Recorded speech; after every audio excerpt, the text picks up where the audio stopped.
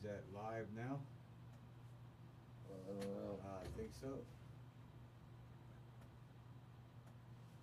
But I am going to. Oh, not you. That there without that. Is it live now? I'm fixing to check. Oh. Yeah, you're live, guys. You seen it go through your fucking screen. I seen you pop up. Now the flag's on. Should we mute the mics? Mics should be.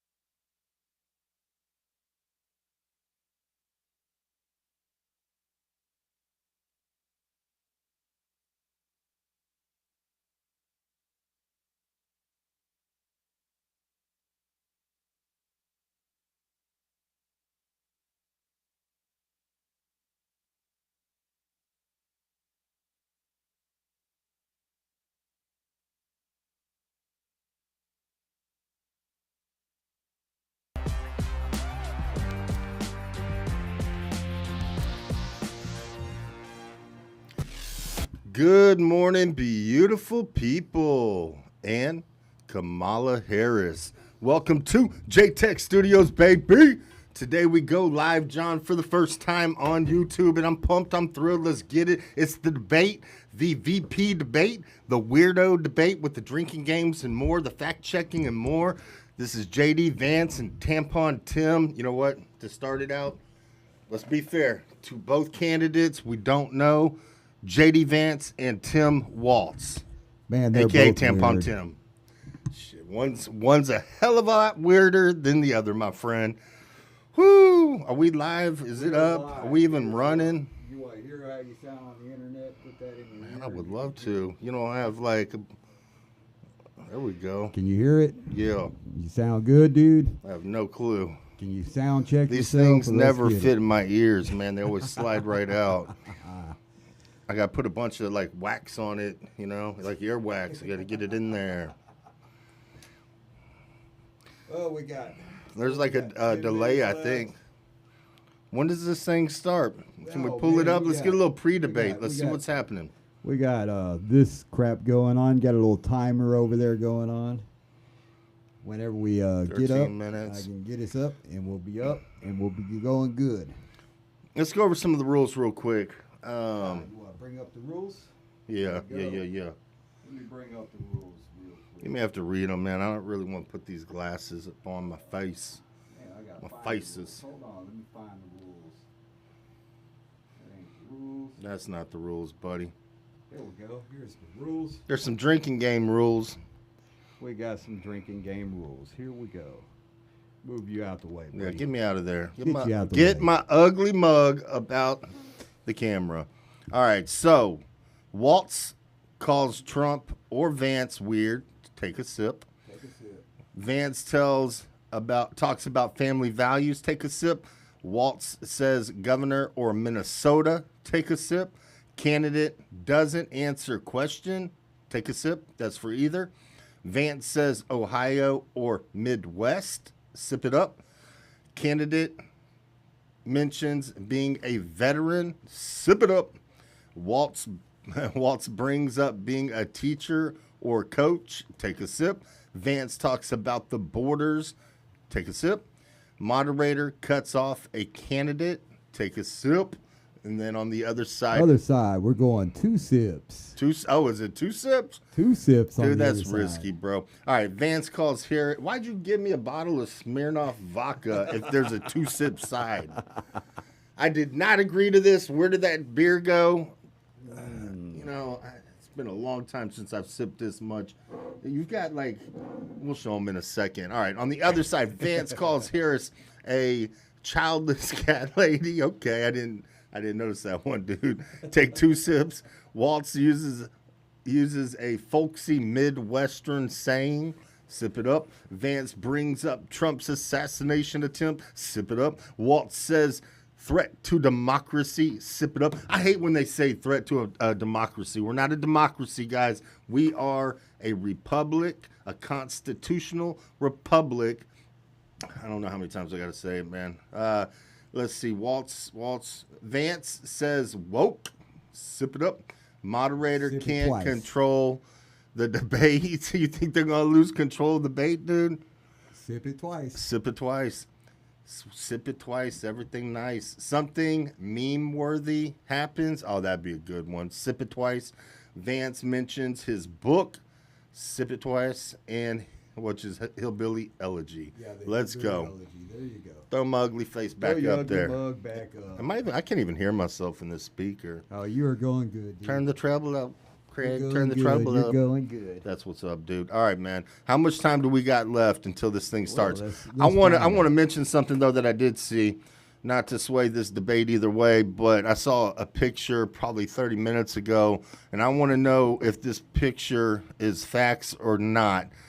Are we still up even if I change this? Yeah, you're still All right. up even And so it's a picture of Trump with a life jacket on, like waist deep water, helping elderly man wade through the water from the hurricane Helene. Was it Helene, I believe, that just decimated Florida, Carolinas, Tennessee, Kentucky, and probably Mississippi, all those states.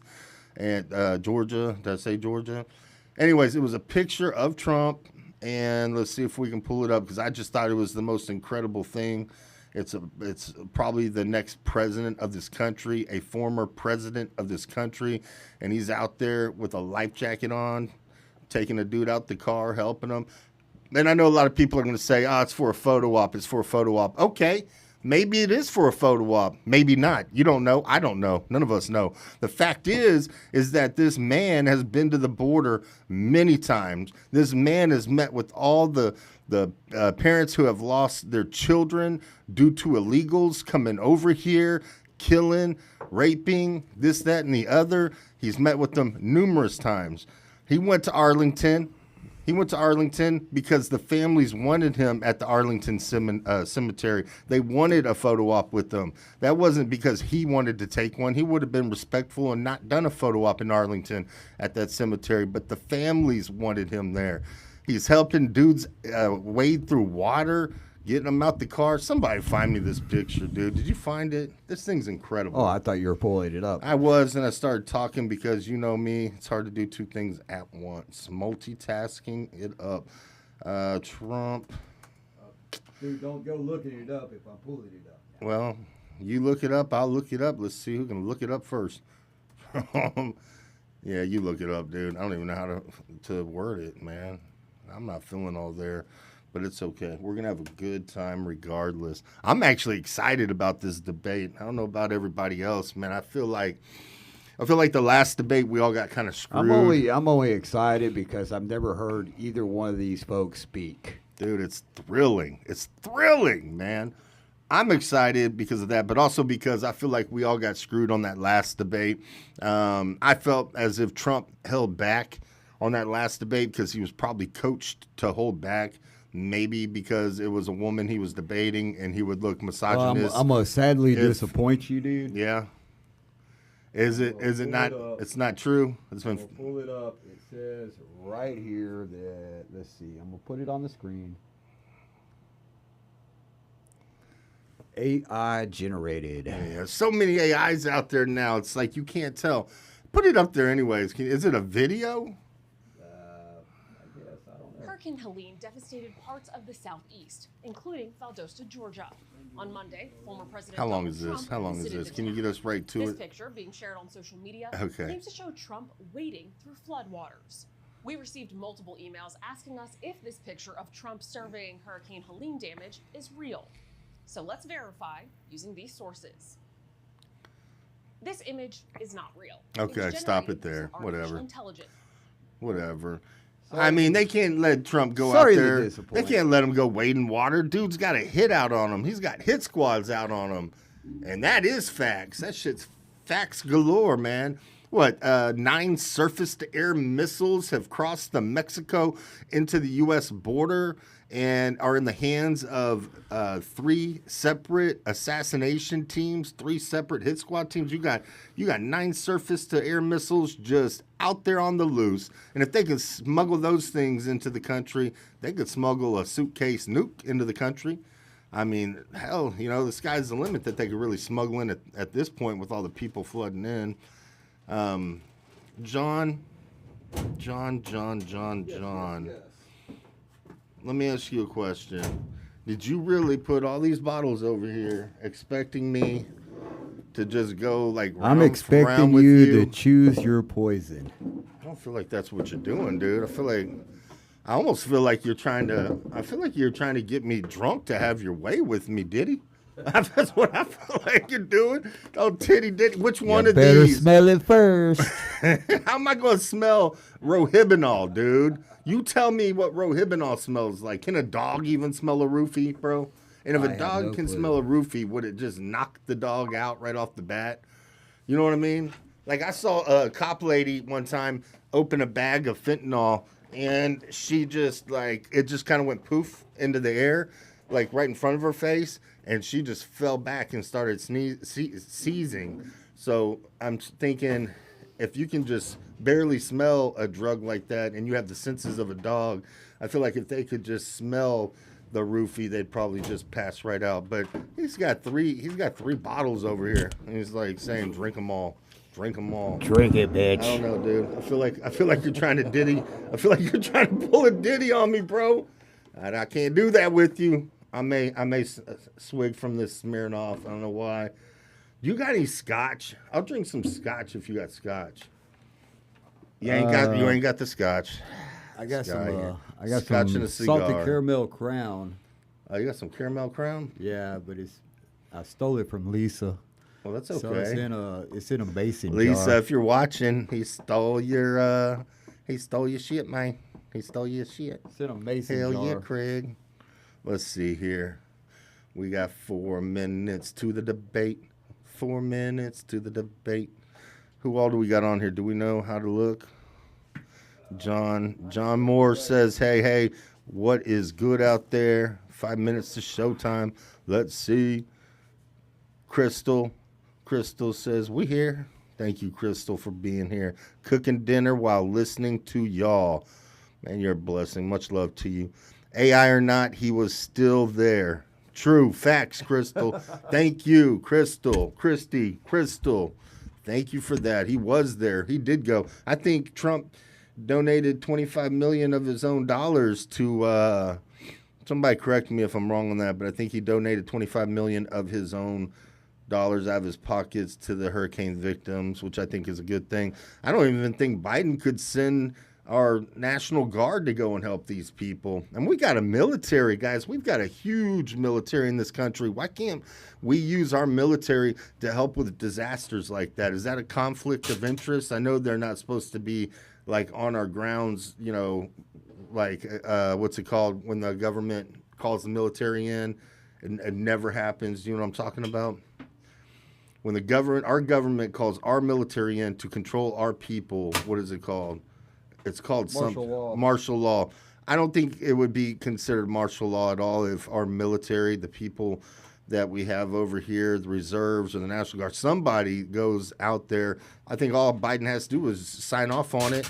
We saw how quickly it was for Gavin Newsom to sign off on the misinformation bill. I think he was sitting on a sofa on a talk show just talking to some people, and he just boop, boop, boop. And he even made a joking comment, see how easy it is for me to sign off on laws, boom.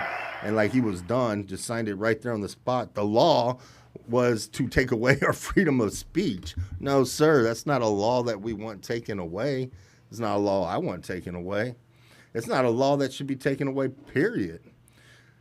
Can we hear? I want to hear what these guys are saying on the TV real quick, dude. Yep. How do we do this? Give me a sec. How do we make this also is a happen? platform for presidents. It is, because handling of natural disasters is often a proxy for voters of competence. They look at how you handle something like that, and they say this person is capable of handling big, important things. Y'all got and your that's liquor why together? President Biden tomorrow is heading to North Carolina and South Carolina, and They Florida already and shook Georgia the next hands. day. They already. Here we see the vice presidential candidates there. Tim Walz standing a Robert man Riggs, behind of his course, lectern. the people Ed, hosting give the us your debate last are thoughts as going we after watch Trump. here as That's what they J.D. do. Vance is off in the wings for the moment. Oh, there he is. Your last- It's performance. Thank That you, seems Robert. obvious, but no faux pause, and they're looking for a viral moment. That's what they'll be looking for tonight. That's what we're looking for. no handshake. And, That's one of the Adam drinking Walz things will is be a taking viral some moment, a meme notes. moment. J.D. Vance doing the same as our colleagues. And then you're shaking hands. Okay, are we? I guess we're on now. That's right. Well, we 55 have the seconds. vice Crystal, presidential that debate is coming up Christy. in a That is moment. your It will be husband. He moderated would by just our line own the Nora liquor up O'Donnell like and that Margaret on Brennan. us. Ohio Senator J.D. Vance and Minnesota Governor Tim Walz take the stage. Well, they've taken the stage, so stick with us here and join us also on our streaming channel, CBS News 24/7, go. for Let's exclusive go. content you won't see anywhere do else. this. Thank you for joining us. If this one goes good, we should have a crew in here next time. 6 people, like 4 to 6 people in here next time. I don't know. There's not going to be like another debate or something, I guess. I don't think these two. People have already started casting votes. Did you know that? Yeah, early voting has started. Early voting has started. People have already started casting votes. We had one debate with Joe Biden. Turn it down. Turn it down. Tonight, with just over a month to go Man, until they're loud. Election Day, the first and only meeting between the two men who hope to become vice We president had one of the debate with United Joe States. Biden. Then they Democratic cooed Governor Tim him Walz out of of Minnesota office. They and pulled a Republican coup Senator and J.D. said, Joe, Vance you got to of go. Ohio. Now, this And is then likely they did the one final debate with of this Kamala, election and I cycle, felt like voting is Trump held already back underway when he in should have 20 packed states. punches. CBS News polling shows So this remains to a me, it race was a little either boring, presidential but- candidate could win. And then this The one, I hope CBS is a News good vice one. presidential debate starts Well, after now. this debate, I really think we should do an online poll to see what the voters are really voting, because I don't trust the TV telling me what we are voting on. Nah, Trump's leadership. no. You know what's at the end of this little You journey? can't trust the Kamala TV Harris is the polls, next man. president of the United States. They're about as accurate as This the is a weathermen. CBS News Special, live from CBS News headquarters in New York. America decides. The vice How are we presidential gonna fact check debate. this thing? dude? Well, we got 4 chatters in there now. Good evening, I'm Nora Hey, can y'all O'Donnell, see and us thank if you somebody's for in there? joining us Tell for me if you tonight's can. CBS Can you News see us? Vice I don't even know Presidential because it Debate. just We want shows to welcome the our viewers on thumb CBS, in here right now. on other networks here in the U.S. and around the world. We have a consequential You can night check it ahead, on and your our phone, focus right? is the issues Yeah, that matter I to believe you, so. the voter. Let's introduce the candidates. do it. Minnesota's Democratic Governor Tim Walz and Yeah. Ohio's Republican Senator J.D. Vance Yeah. tonight meeting for the first time. Fight! I'm Margaret Brennan. In order to have a thoughtful and civil debate, these are the rules that both campaigns Okay. have agreed to. Questions will be directed at one candidate No, go to back. respond. The other candidate will be allowed 2 minutes for rebuttal. Then each candidate will get another minute to make further points, with an additional 1 minute each at the discretion of the moderator. The primary role of the moderators is to facilitate the debate between the candidates, enforce the rules, and provide the candidates with the opportunity to fact-check claims made by each other. CBS News reserves the right to mute the candidates' microphones to maintain decorum. We have not shared the questions or topics with the campaigns. The stage is set. Governor, Have you seen Senator, either one of these thank people you debate? for joining us. Let's get feel like started. you Man, I said don't already. even feel Tonight, like our I've heard country is these people facing several speak. unfolding crises. The Middle East is on the I've brink seen of Tim war. Walz all Americans are like this suffering with from his the hands. catastrophic impact of Hurricane Helene. And now a labor strike as 25,000 dock workers from Maine to Texas are picketing. We're going to begin tonight with the Middle East. Margaret. Thank you, Nora. Earlier today, Iran launched its largest attack yet on Israel, but that attack failed, thanks to joint U.S. and Israeli defensive action. President Biden has deployed more than 40,000 U.S. military personnel and assets to that region over the past year to try to prevent a regional war. Iran is weakened, but the U.S. still considers it the largest state sponsor of terrorism in the world, and it has drastically reduced the time it would take to develop a nuclear weapon. It is down now to 1 or 2 weeks' time. Governor Walz, if you were the final voice in the Situation Room, would you support or oppose a preemptive strike by Israel on Iran? You have 2 minutes. Well, thank you, and thank you for those joining at home tonight. Let's keep in mind where this started. October 7th, Hamas terrorists massacred over 1,400 Israelis and took prisoners. Israel's ability to be able to defend itself is absolutely fundamental. Getting its hostages back, fundamental, and ending the humanitarian crisis in Gaza.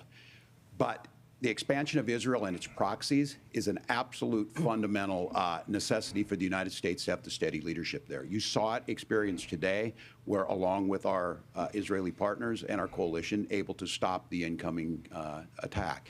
But what's fundamental here is that steady leadership is going to matter. It's clear, and the world saw it on that debate stage a few weeks ago, a nearly 80-year-old Donald Trump talking about crowd sizes is not what we need in this moment.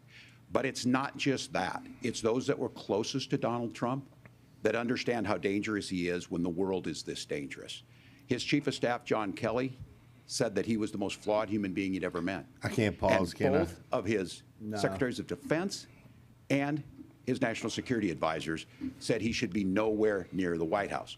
Now, the person closest to them, Donald Trump, said he's unfit for the highest office. That was Senator Vance. What we've seen out of Vice President Harris, is we've seen steady Was leadership. Trump part of the question? We've seen a calmness that is able to draw on the coalitions to bring them together. Trump didn't let Understanding this violence that our happen allies in the matter. first place. When our allies see Donald Trump turn towards Vladimir Putin, turn towards North Korea, when we start to see that type of fickleness around holding the coalitions together, we will stay committed. And as the Vice President said today we will protect our forces and our allied forces, and there will be consequences. Governor, your time is up. Senator Vance, the same question. Would you support or oppose a preemptive strike by Israel on Iran? You have 2 minutes. So, Margaret, I want to answer the question. First of all, thanks, Governor. Thanks to CBS for hosting the debate. And thanks, most importantly, to the American people who are watching this evening and caring enough about this country to pay attention to this vice presidential debate. I want to answer the question, but I want to actually give an introduction to myself a little bit because I recognize a lot of Americans don't know who either one of us are. I was raised in a working-class family. My mother required food assistance for periods of her life. My grandmother required Social Security help to raise me, and she raised me in part because my mother struggled with addiction for a big chunk of my early life. I went to college on the GI Bill after I enlisted in the Marine Corps and served in Iraq. And so I stand here asking to be your vice president with extraordinary gratitude for this country, for the American dream that made it possible for me to live my dreams. And most importantly, I know that a lot of you are worried about the chaos in the world and the feeling that the American dream is unattainable. I want to try to convince you tonight over the next 90 minutes that if we get better leadership in the White House, if we get Donald Trump back in the White House, the American dream is going to be attainable once again. Now, to answer this particular question, we have to remember that as much as Governor Walz just accused Donald Trump of being an agent of chaos, Donald Trump actually delivered stability in the world, and he did it by establishing effective deterrence. It never happened. People were afraid of stepping out of line. Iran, which launched this attack, has received over $100 billion in unfrozen assets thanks to the Kamala Harris administration. What do they use that money for? They use it to buy weapons that they're now launching against our allies, I always feel and like God he's forbid, got potentially eyeliner launching on. against Does the he have United eyeliner States on? as well. It kind of Donald looks Trump green. recognized that for people to fear the United States, you needed peace through strength. They needed to recognize that if they got out of line, the United States global leadership would put stability and peace back in the world. Now, you asked about a preemptive strike, Margaret, and I want to answer the question. Look, it is up to Israel what they think they need to do to keep their country safe, and we should support our allies wherever they are when they're fighting the bad guys. I think that's the right approach to take with the Israel question. Can we not pause? Thank you, Senator. Governor Walz, do you care to respond to any of these Yeah, Israel can allegations? defend Donald themselves. Trump was in office. We'll sometimes hear It's none of our revisionist history, business. but when Donald Trump was in office, it was Donald Trump who we had a coalition of nations that had boxed Iran's nuclear program in, the inability to advance it.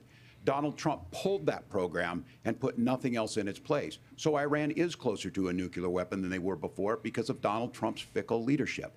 And when Iran shot down an American aircraft in international airspace, Donald Trump tweeted, because that's the standard diplomacy of Donald Trump. And when Iranian missiles did fall near U.S. troops and they received traumatic brain injuries, Donald Trump wrote it off as headaches.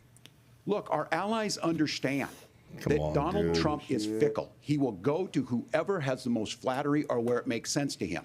Steady leadership like you witnessed today, like you witnessed in April. Both Iranian attacks were repelled. Our coalition is strong, and we need the steady leadership that Kamala Harris is providing.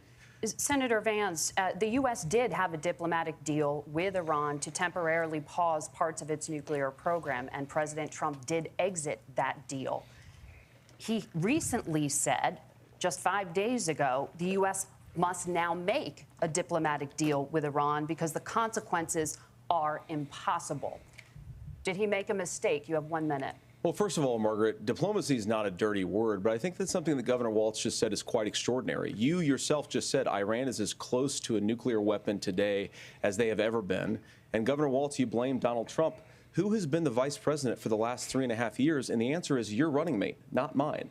Donald Trump consistently made the world more secure. Now, we talk about the sequence of events that led us to where we are right now, and you can't ignore October the 7th, which I appreciate Governor Walz bringing up. But when did Iran and Hamas and their proxies attack Israel? It was during the administration of Kamala Harris. So Governor Walz can criticize Donald Trump's tweets, but effective, smart diplomacy and peace through strength is how you bring stability back to a very broken world. Donald Trump has already done it once before. Ask yourself at home, when was the last time, I'm 40 years old, when was the last time that an American president didn't have a major conflict break out? The only answer is during the 4 years that Donald Trump was president. Gentlemen, we have a lot to get to. Nora? Margaret, thank you. Let's turn now to Hurricane Helene. The storm could become one of the deadliest on record. More than 160 people are dead and hundreds more are missing. Scientists say climate change makes these hurricanes larger, stronger, and more deadly because of the historic rainfall. Senator Vance, according to CBS News polling, 7 in 10 Americans and more than 60% of Republicans under the age of 45 I don't know if it matters. favor the I feel U.S. like we taking have to steps take to try quick and reduce pauses, climate ma'am, change. or it's Senator, hard to get a word what in. responsibility would the Trump administration have to try and reduce the impact of climate First change? of all, I do want to say that the whole Harris campaign is running as if they hadn't been in office for the past 4 years. I just saw today actually a photograph They're not running as of 2 grandparents on a they're running roof like with they're a the 6-year-old incumbent, child, you know, and it was the last like- photograph ever taken of them because the roof collapsed. And All those this innocent people happened lost their under lives. them. And I'm sure Governor Walz joins me in saying our hearts go out to those innocent people, our prayers go out to them, and we want as robust and aggressive as a federal response as we can get to save as many lives as possible, and then, of course, afterwards, to help the people in those communities rebuild. I mean, these are communities that I love. Some of them I know very personally in Appalachia, all across the Southeast. They need their government to do their job, and I commit that when Donald Trump is president again, the government will put the citizens of this country first when they suffer from a disaster.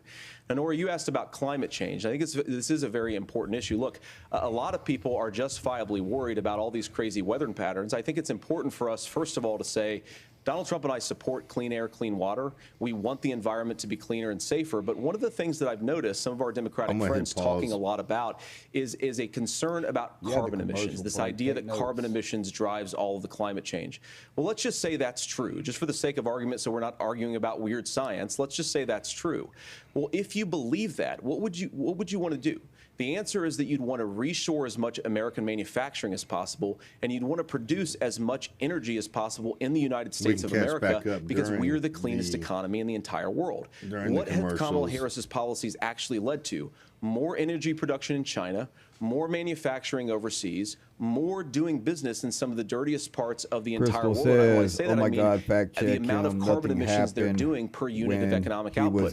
So if we actually care about getting cleaner air and cleaner water, the best thing to do is to double down and invest in American workers and the American people. And unfortunately, Kamala Harris has done exactly the opposite.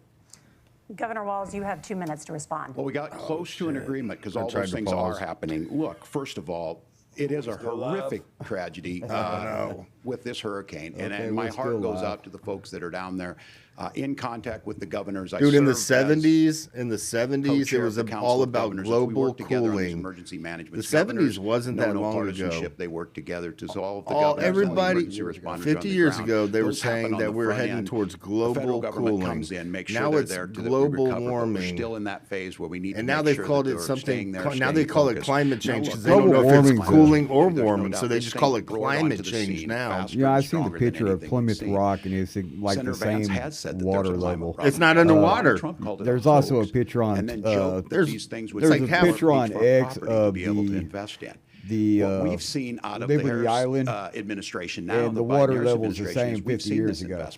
We've seen massive because we don't know because the Earth over time we've seen in the Inflation Reduction Act has created jobs all across the country. 2000 in Jeffersonville, Ohio, taking the EV technology that we invented and making it here. And of course we want cleaner technologies. We're just not there yet. In North America, sets in Minnesota. Everybody wants but my cleaner farmers know climate change technologies. is real. They've seen 500-year droughts, 500-year floods back to back. Our technology but what they're simply doing ain't is there. adapting, and this has allowed them to tell me, look, I harvest corn, I harvest soybean, and I harvest wind. We are producing more natural gas and more oil at any time than we ever have. We're also producing more clean energy. So the solution for us is to continue to move forward that climate change is real. Reducing our impact is absolutely critical. How can you but just this say is there's not a false 500 choice. year You can flood do that every at the same time 500 you're years creating the and- jobs that we're seeing all across the All country. these EV That's exactly what batteries this is slave administration has done. labor. We are seeing All of us them, all your becoming an energy iPhones, superpower for the everything. future, There's not just the cobalt current. And that's mines what all absolutely over makes sense. And then we Africa and the start thinking Congo, about how India, do we mitigate China. these disasters. And Thank you. Senator, I it's want to all give you an kids opportunity and to women respond there. The and governor mentioned that men President Trump has barefoot, called climate rudimentary change a hoax. tours. Do you agree?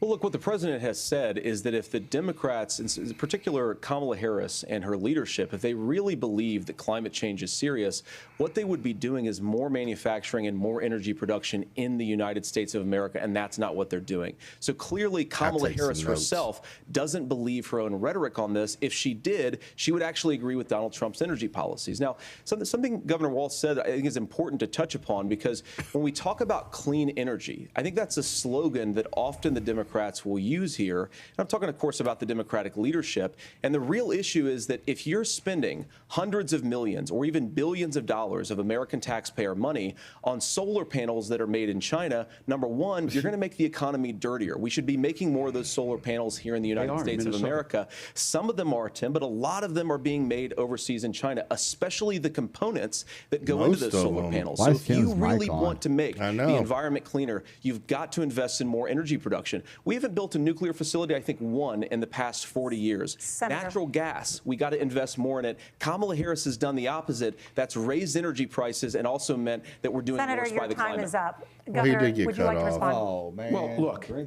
we're producing more natural gas than we ever have. There's no moratorium on that. We're producing more oil. But the folks know, and like I said again, these are not liberal folks. These are not folks that are Green New Deal folks. These are farmers that have been drought one year, massive flooding the next year. They understand that it makes sense. Look, our #1 export cannot be topsoil from erosion from these massive storms. We saw it in Minnesota this summer.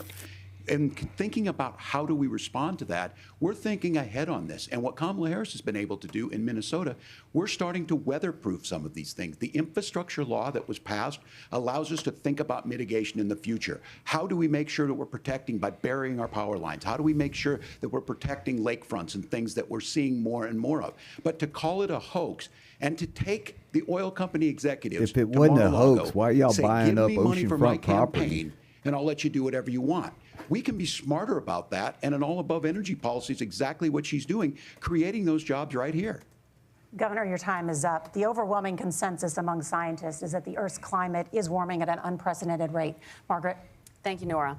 We're going to turn now to immigration. The crisis at the U.S.-Mexico border consistently ranks as one of the top issues for American voters. This one's going to be a Senator doozy. Vance, your Yeah, I feel like we're gonna campaign be is drinking pledging on to this carry one. out the largest mass deportation plan in American history and to use the U.S. military to do so.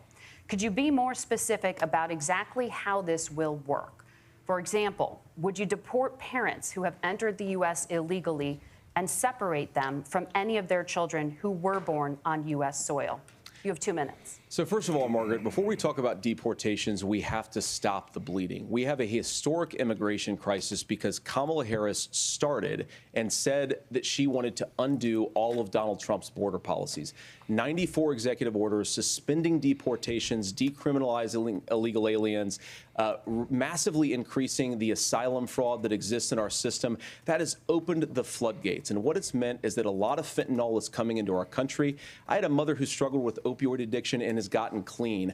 I don't want people who are struggling with addiction to be deprived of their second chance because Kamala Harris let in fentanyl into our communities at record levels. So you've got to stop the bleeding. You've got to re-implement Donald Trump's border policies, build the wall, re-implement deportations. And that gets me to your point, Margaret, about what do we actually do? So we've got 25 million illegal aliens who are here in the country. What do we do with them? I think the first thing that we do is we start with the criminal migrants. About 1 million of those people have committed some form of crime in addition to crossing the border illegally. I think you start with deportations on those folks. And then I think you make it harder for illegal aliens to undercut the wages of American workers. A lot of people will go home if they can't work for less than minimum wage in our own country. And by the way, that'll be really good for our workers who just want to earn a fair wage for doing a good day's work. And the final point, Margaret, is you ask about family separation. Right now in this country, Margaret, we have 320,000 children that the Department of Homeland Security has effectively lost. Some of them have been sex trafficked. Some of them hopefully are at homes with their families. Some of them have been used as drug trafficking mules. The real family separation policy in this country is unfortunately Kamala Harris's wide open southern border.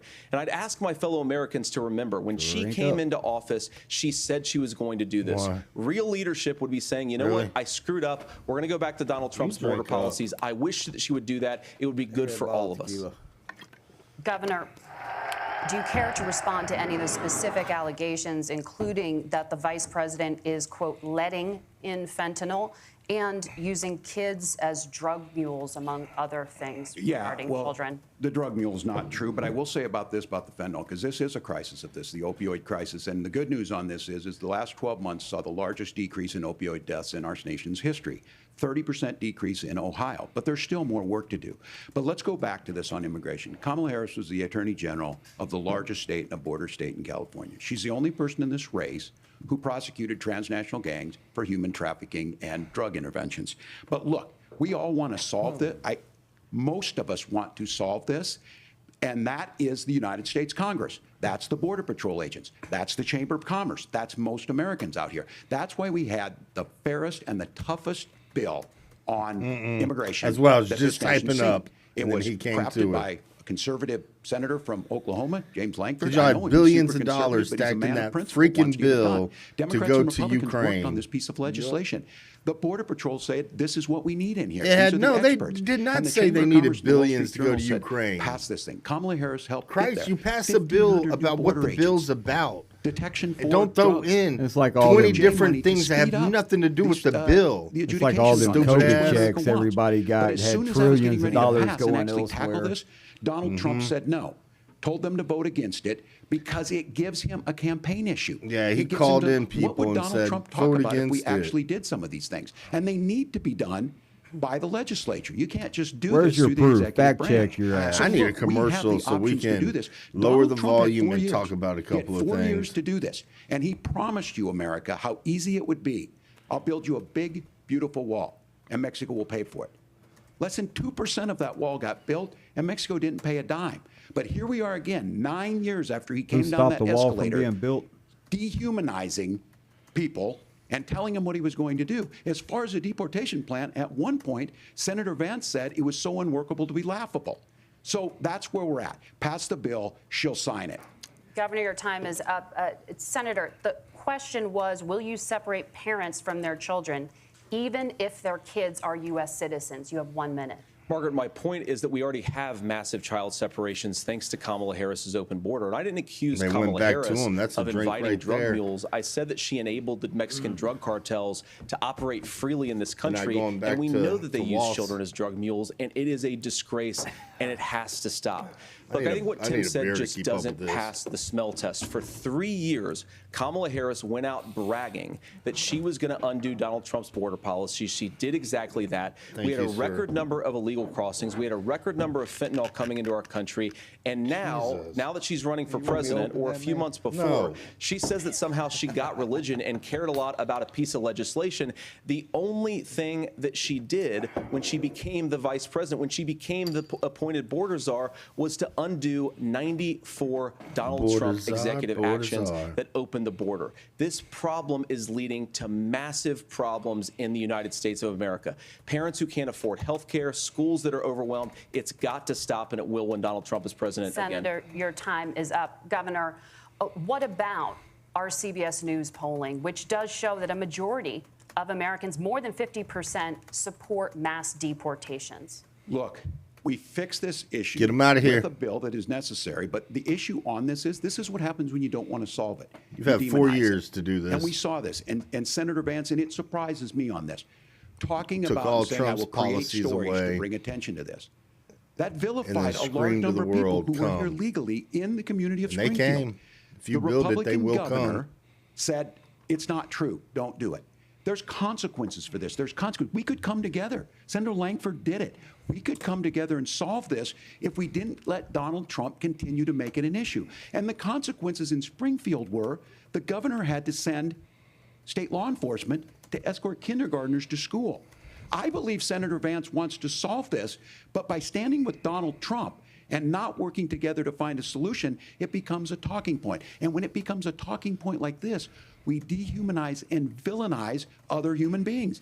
They're here illegally. Governor, your time is up. Senator, I'll give you 1 minute, but let me just ask you the question first.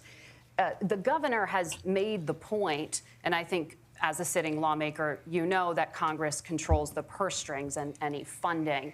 So you have said repeatedly that Donald Trump would, through executive action, solve this. Do you disagree that Congress controls the purse strings and would need to support many of the changes that you would actually want to implement? You have 1 minute. Look, Margaret, first of all, the gross majority of what we need to do at the southern border is just empowering law enforcement to do their job. I've been to the southern border more than our borders are. Kamala Harris has been.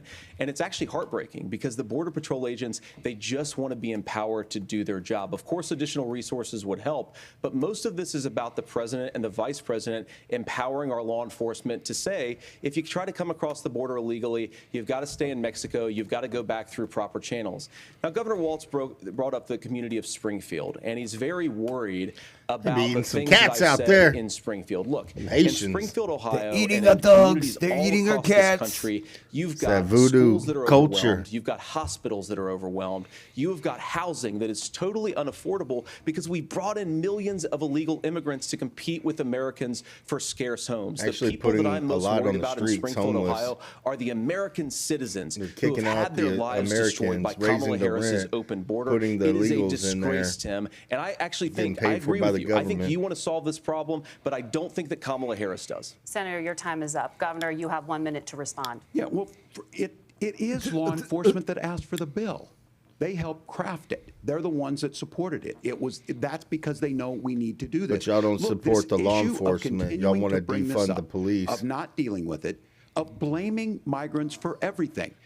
On housing, we could talk a little bit about Wall Street You don't blame them speculators for buying up everything. housing and making Just them being less over here affordable. illegal, But it becomes a murdering, blame. raping, killing, Look, this taking bill jobs, also this, that, the gives other. the money necessary to adjudicate. We got our I own fair agree. share of It problems should not without take 'em. 7 years for an asylum claim to be Yeah, done. but how many This bill people's gets it done in families 90 would days. still have Then you start all to their make a difference families in if this, it and you wasn't start for to all these adhere to what we illegals know, here? American Quite a bit of principles. them. I How don't many talk people about would my still faith have a their lot, dogs and cats but if all Matthew these people weren't 25:40 here? talks about to the least amongst us, you Good do unto call, me. I Christy. think Why that's wasn't true he of most muted? Americans, they simply want order to it. 'Cause This it's bill does it. It's rules funded, for, it's supported by the people rules who do for it, we and it and lets not us for keep thee our dignity type of about scenario. how we treat other people. That's why, Christy. Thank you, Appreciate Governor. it. And just to clarify for our viewers, Springfield, Ohio does have a large number of Haitian migrants who have legal status, temporary protected Well, status. Margaret, Nora? but Thank you. Senator, we have so much to get to. Margaret, Thank I you, think it's Nora. important We're because gonna turn now to the debate- economy. Thank Margaret,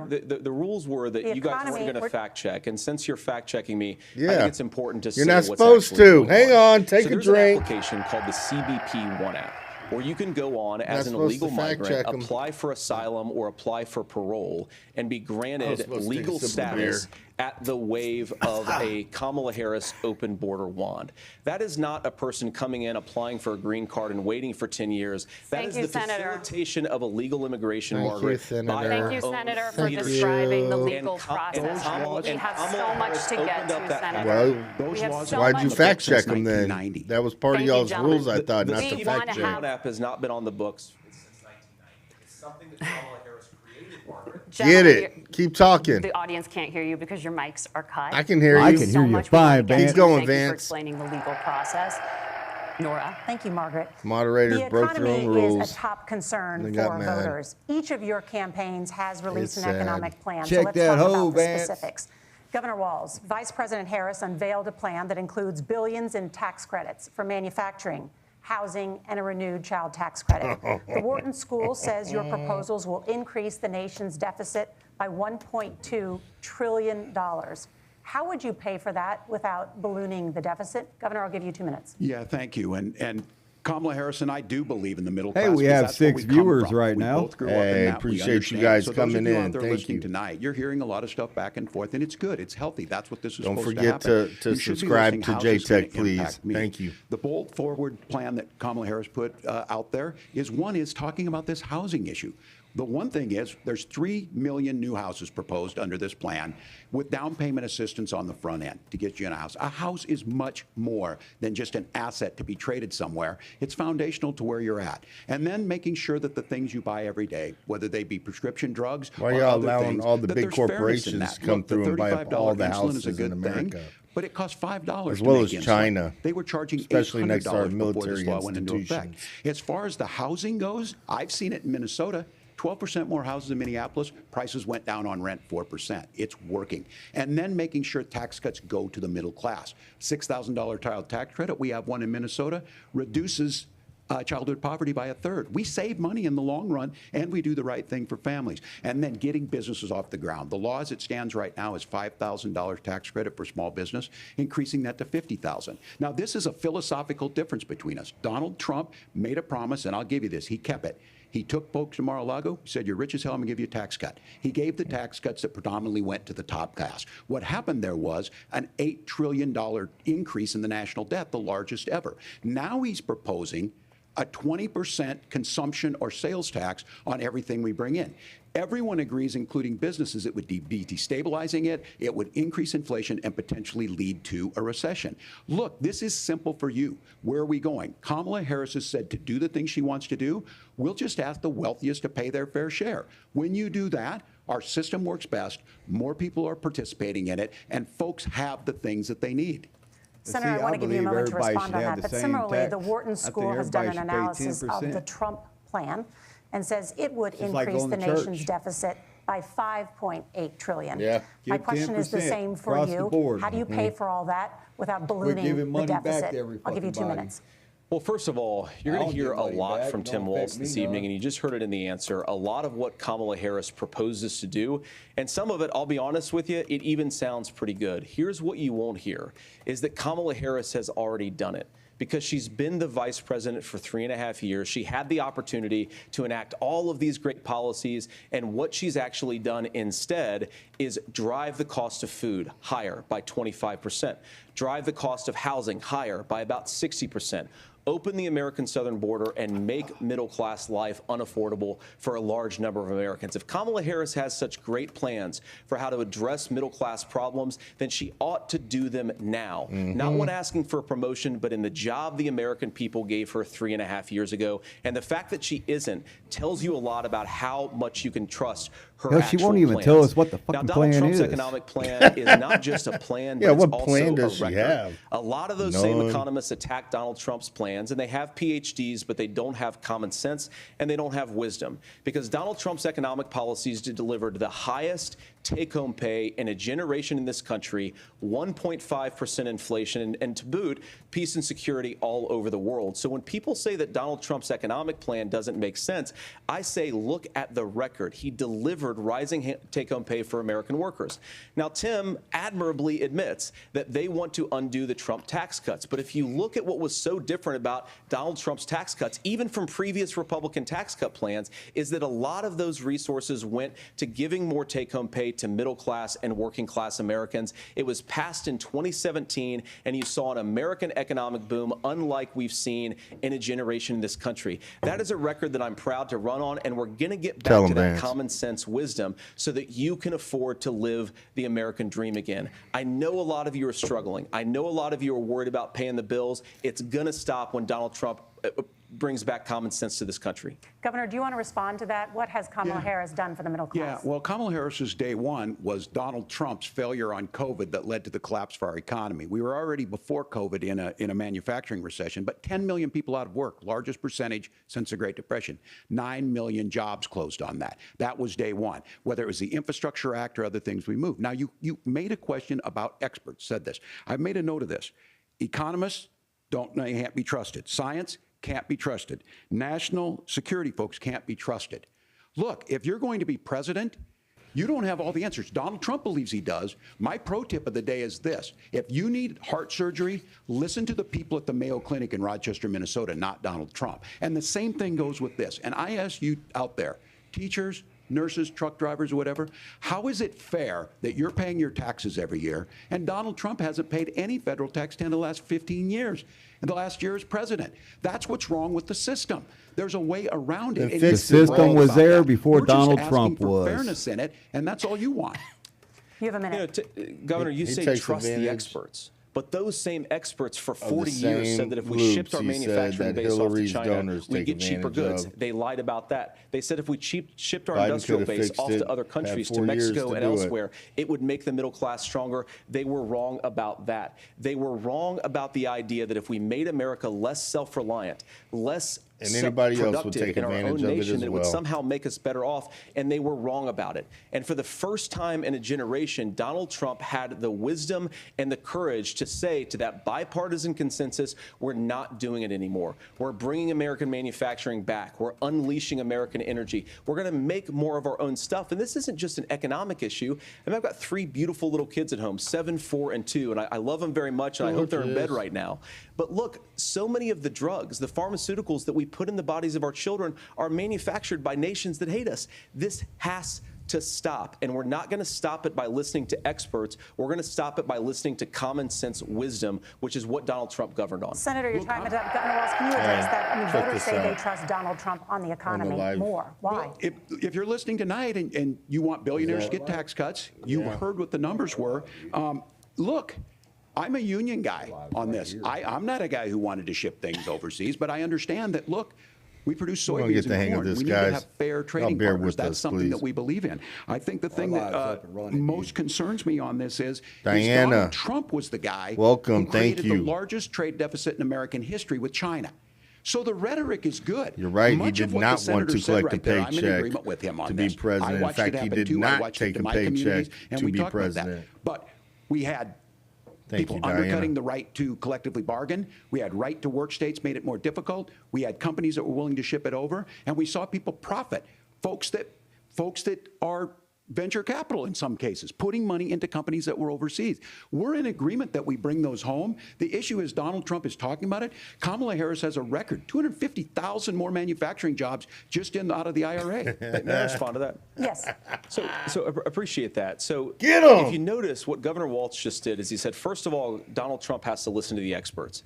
And then when he acknowledged that the experts screwed up, he said, well, Donald Trump didn't do nearly as good of a job as the statistics that's a show gross that generalization. he did. So what Tim Quit Walz is cutting doing, in, and I Tim. honestly, Tim, I think you got a tough job here because you've got to play whack-a-mole. You've got to pretend that Donald Trump didn't deliver rising take-home Tim's pay. mannerisms, which of course he did. man, they You've blow got to my pretend that mind. Donald Trump didn't deliver They're weird. lower inflation, which of course he Strange. did. And then you've simultaneously got to defend Kamala Harris's atrocious economic looks like record, an angry which has turtle. made gas, groceries, and housing unaffordable for American citizens. I was raised Turtle or by a gerbil? woman who would sometimes go into medical Yeah, debt whatever. so that Either. she could put food on the table in our household. I know what it's like to not be able That's to a afford funny the things looking that you need picture to there. afford. We can do so much better. To all of you watching, we can get back to an We America did that's so much affordable better. again. We I had just got to so get back much to more common money in sense my economic pocket principles. I hope 4 we have a years ago. I run conversation a on company now, healthcare and I then. got Senator, zero money in Governor, my please. pocket. Thank you, Margaret. We have a lot to So get we to need to ahead, do better, regardless gentlemen, of on many who topics. But right becomes now, I want to president. talk about personal qualifications. Yeah, the vice president that's is a good often one. the last voice the president hears before making consequential decisions. We want to ask you about your leadership qualities. Governor Walz, you said you were in Hong Kong during the deadly Tiananmen Square protests in the spring of 1989.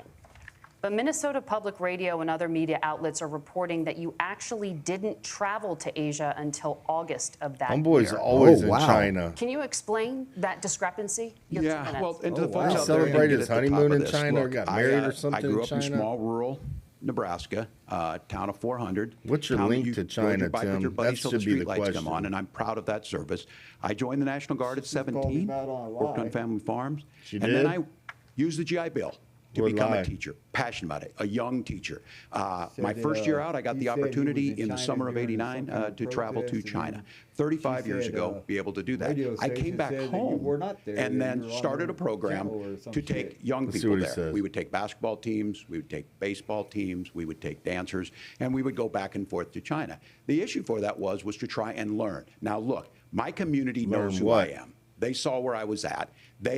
Look, I will be the first to tell you, I have poured my heart into my community. I've tried to do the best I can, but I've You not a been silly perfect. man. And I'm a knucklehead at times. Yeah, I but just it's always called been it. about that. Those same people elected me to Congress for 12 years. And in Congress, I was one of the most bipartisan people, working on things like farm bills that we got done, working on veterans benefits. And then the people of Minnesota were able to elect me to governor twice. Well, So there's a look, drink. my commitment has Governor been from the Minnesota. beginning to make sure that I'm there for the people, to make sure that I get this right. I will say more than anything. Y'all drink it up many at times home. I will talk a lot. Don't I let will John get just caught up force in me the to rhetoric, drink with them. But being there, the impact it made, the difference it made in my life, I learned a lot about China. I hear the critiques of this. I would make the case that Donald Trump should have come on one of those trips with us. I guarantee you he wouldn't be He goes to praising Xi China to Jinping put about COVID.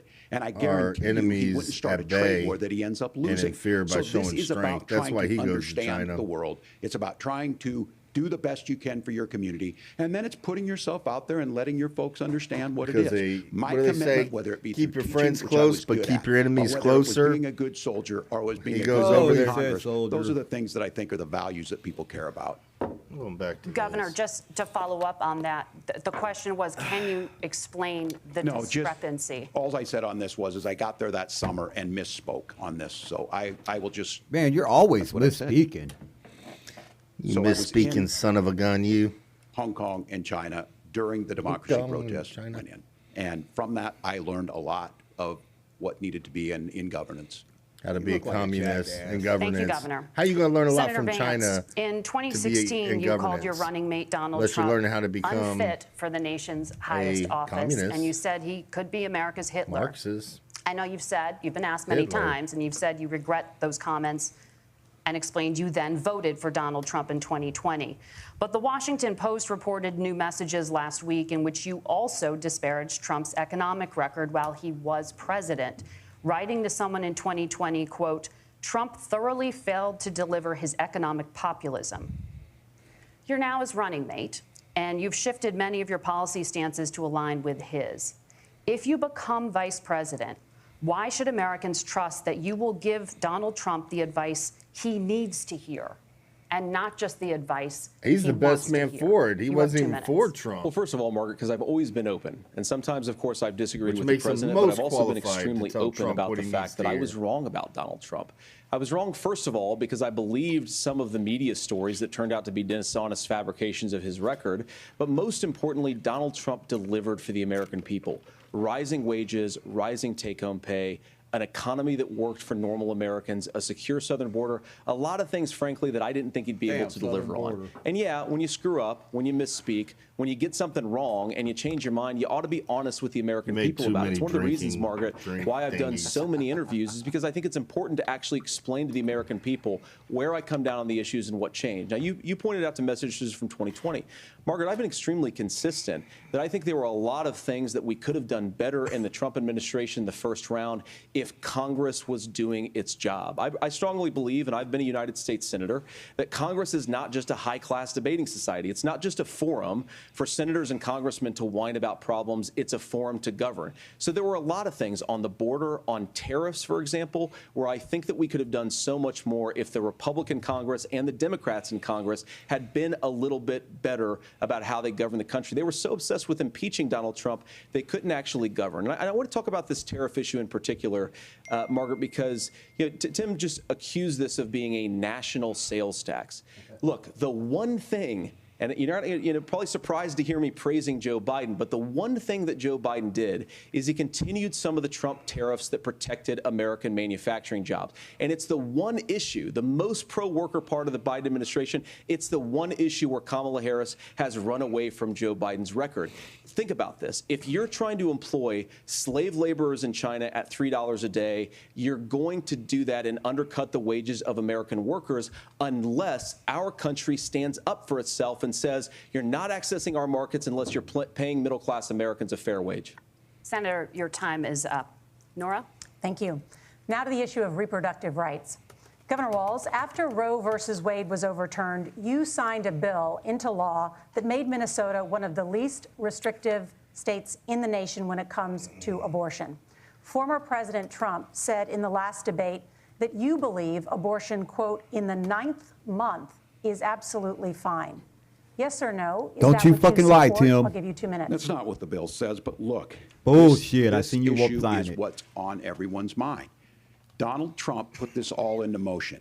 He brags about how great it was that he put the judges in and overturned Roe versus Wade, 52 years of personal autonomy. And then he tells us, oh, we send it to the states. It's a beautiful thing. Amanda Zaworski would disagree with you on it's a beautiful thing. A young bride in Texas waiting for their child at 18 weeks. She has a complication, a tear in the membrane. She needs to go in. The medical care at that point needs to be decided by the doctor. And that would have been an abortion. But in Texas, that would have put them in legal jeopardy. She went home, got sepsis, nearly dies, and now she may have difficulty having children. I don't think anybody has a problem in Kentucky, with Hadley Duvall, abortions a when there's 12-year-old child complication, raped and impregnated by her incest, stepfather. anything like that. Those are horrific. Nobody now, when has got an asked issue about with that, getting an Senator abortion. Vance said two wrongs don't make a right. No, There he is no hasn't, right and he won't. in this. So in Minnesota, But what nobody's we talking did about was those rare restore If he doesn't answer Roe the versus question, Wade. we gotta We drink made it. sure that we We'll put see if he answers first, women 'cause I've in charge of already their had a health lot care. of But look, swigs. this is not where, if you don't know Amanda or a Hadley, you soon will. Their Project 2025 is going to have a registry of pregnancies. It's going to make it more difficult, if not impossible, to get contraception and limit Bullshit. access, Nope, if not it won't, eliminate actually. access to infertility treatments. For so many of you out there listening, me included, infertility treatments are why I have a child. That's nobody else's business, but those things are being proposed. And the catch-all on this is well, the states will decide. Yeah. What's right for Texas might not be right for Washington. That's not how this works. This is basic how it human works. right. We have seen maternal mortality skyrocket in Texas, outpacing many other countries in the world. This is about health care. In Minnesota, we are ranked first in health care for a reason. We trust women, we trust doctors. Senator, do you want to Y'all respond also to the mutilate- governor's So claim? do you Will kill create babies a or federal not? pregnancy monitoring agency? No, Nora, have to drink. certainly we won't. Yeah, And I want answer. to talk about this issue because I know a lot of Americans care about it, and I know a lot of Americans don't agree with everything that I've ever said on this topic. And, you know, I grew up in a working class family in a neighborhood where I knew a lot of young women who had unplanned pregnancies and decided to terminate those pregnancies because they feel like they didn't have any other options. And, you know, one of them is actually very dear to me. And I know she's watching tonight, and I love you. And she told me something a couple years ago that she felt like if she hadn't had that abortion, that it would have destroyed her life because she was in an abusive relationship. And I think that what I take from that as a Republican who proudly wants to protect innocent life in this country, who proudly wants to protect the vulnerable, is that my party, we've got to do so much better of a job at earning the American people's trust back on this issue where they frankly just don't trust us. And I think that's one of the things that Donald Trump and I are endeavoring to do. I want us as a Republican Party to be pro-family in the fullest sense of the word. I want us to support fertility treatments. I want us to make it easier for moms to afford to have babies. I want it to make it easier for young families to afford a home so they can afford a place to raise that family. And I think there's so much that we can do on the public policy front just to give women more options. Now, of course, Donald Trump has been very clear that on the abortion policy specifically, that we have a big country and it's diverse. And California has a different viewpoint on this than Georgia. Georgia has a different viewpoint from Arizona. And the proper way to handle this, as messy as democracy sometimes is to let voters make these decisions, let the individual states make their abortion policy. And I think that's what makes the most sense in a very big, a very diverse, and let's be honest, sometimes let the a very, voters of the very state messy decide. and divided country. Don't let the Governor, would you federal like to government respond and also dictate to answer the us, question the about states, what restrictions? should be Yeah, and well, should not be. The question got asked, and Donald Trump Less big government. made the accusation that wasn't true about Minnesota. Well, let me tell you about this idea that there's diverse states. There's a young woman named Amber Thurman. She happened to be in Georgia, a restrictive state. Because of that, she had to travel a long distance to North Carolina to try and get her care. Amber Thurman died in Ain't that that far of a journey distance. back and forth. There's a lady The who fact of worked the matter for is, how can me, we as a nation but 3 say months that ago your life who and your rights requested as off basic because she as had the to right take her to control daughter your own body to New is Mexico to determined on get geography. There's one a very done, real an chance abortion. had Amber Thurman lived in Minnesota, And she had no qualms with she having would be to do alive it. today. That's why the restoration of Roe versus Wade. When you listen to Vice President Harris talk about this subject and you hear me talk about it, you hear us talking exactly the same. Lower it down Donald just slightly Trump for a is trying to second. figure out He how dodged to the get question political twice. right. I agree with I a just lot want of to what say Andrew this. said about I what's just want to say happening. this. His running mate, Trump though, does brought not, and that's brought the it to problem. the states Governor, your because time is he up. Senator, let me ask you foresaw about that if it was You left to the mentioned it was federal referring to a government every national 4 to ban. 8 In the years, past, you have it would be supported no a federal abortion, ban 4 to 8 on years, then abortion after absolute 15 abortion weeks. every 4 to In 8 fact, you years, said if depending someone can't who's in support office. So legislation like for that, 4 to 8 quote, years, it you are could be making the United consistent. States the most No barbaric abortions allowed in pro-abortion any regime state anywhere in the entire if it's world. left to the federal My question government. is, That's why it's why have you best changed left your to the position? state. If your Well, state Laura, decides first of all, no I never supported abortion, a then you national have to go to the ban. next I state did over. during when I was running for Senate in 2022, talk about And we're setting finding some out that a minimum lot of these national states are standard. much For more example, liberal on we the have a partial abortion birth issue abortion ban than in this, thought. in place So I in this don't think country it's at the going to be a federal bad level. thing. I don't think anybody's trying to get rid of that, or at least I hope not. Though I know that Democrats have taken a very radical pro-abortion stance. But Nora, you know, one of the things that changed is in the state of Ohio, we had a referendum in 2023, and the people of Ohio voted overwhelmingly, by the way, against my I believe that was position. in, like, and I think that what I Kansas learned is from that, in Nora, Ohio. is that we've got to do a better job at winning back people's trust. So many young women would love to have families. So many young women also have to see drink, an too. unplanned pregnancy as something that's going to destroy their livelihood, destroy their education, destroy their relationships. And we have got to earn people's trust back. Really? And We're that's drinking why Bud Donald Light, Trump bro. and I are committed to pursuing pro-family policies, making child care more accessible, Where did the making Bud Light fertility come treatments from? more accessible, because You we've could got to thank do a better lovely job at that. Lisa. And that's what real leadership is. Governor, your Dylan response. Mulvaney, I'm gonna thank you for respond the on Bud on Light. pro-abortion piece of that. No, we're not. We're pro-women. Actually, I think it's safe to We're drink Bud pro-freedom Light again. To make Is your own it? choice. We Yeah, know they're what the promoting it in implications are to UFC. not be that. I know. Women Yeah. having miscarriages, women not getting the care, physicians feeling like they may be prosecuted for providing that care. And as far as making sure that we're educating our children and giving them options, Minnesota's a state with one of the lowest teen pregnancy rates. We understand that too. We know that the options need to be available, and we make that true. We also make it, we're a top 3 state for the best place to raise children. But these two things to try and say that we're pro-children, but we don't like this, or you guys are pro-abortion, that's not the case at all. We are pro-freedoms for women to make their choices, and we're going, and Kamala Harris is making the case, to make options for children more affordable, a $6,000 child tax credit, but we're not going to base that on the backs of making someone like Amber Thurman drive 600 miles to try and get health care. Senator. May I respond to that? First of all, Governor, I agree with you. Amber Thurman should still be alive, and there are a lot of people who should still be alive, and I certainly wish that she was. And maybe you're free to disagree with me on this and explain this to me, but as I read the Minnesota law that you signed into law, the statute that you signed into law, it says that a doctor who presides over an abortion where the baby survives, the doctor is under no obligation to provide life-saving care to a baby who survives a botched late-term abortion. That is, I think, That's whether not you're true. pro-choice or That pro-abortion, is true. that is fundamentally barbaric. And that's why I use that word, Nora, is because some of what we've seen, do you want to force Catholic hospitals to perform abortions against their will? Because Kamala Harris has supported suing Catholic nuns to violate their freedom of conscience. We can be a big and diverse country where we respect people's freedom of conscience and make the country more pro-baby and pro-family. But please. Yes, Governor, please respond. Look, this is one where there's always something there. This is a very simple proposition.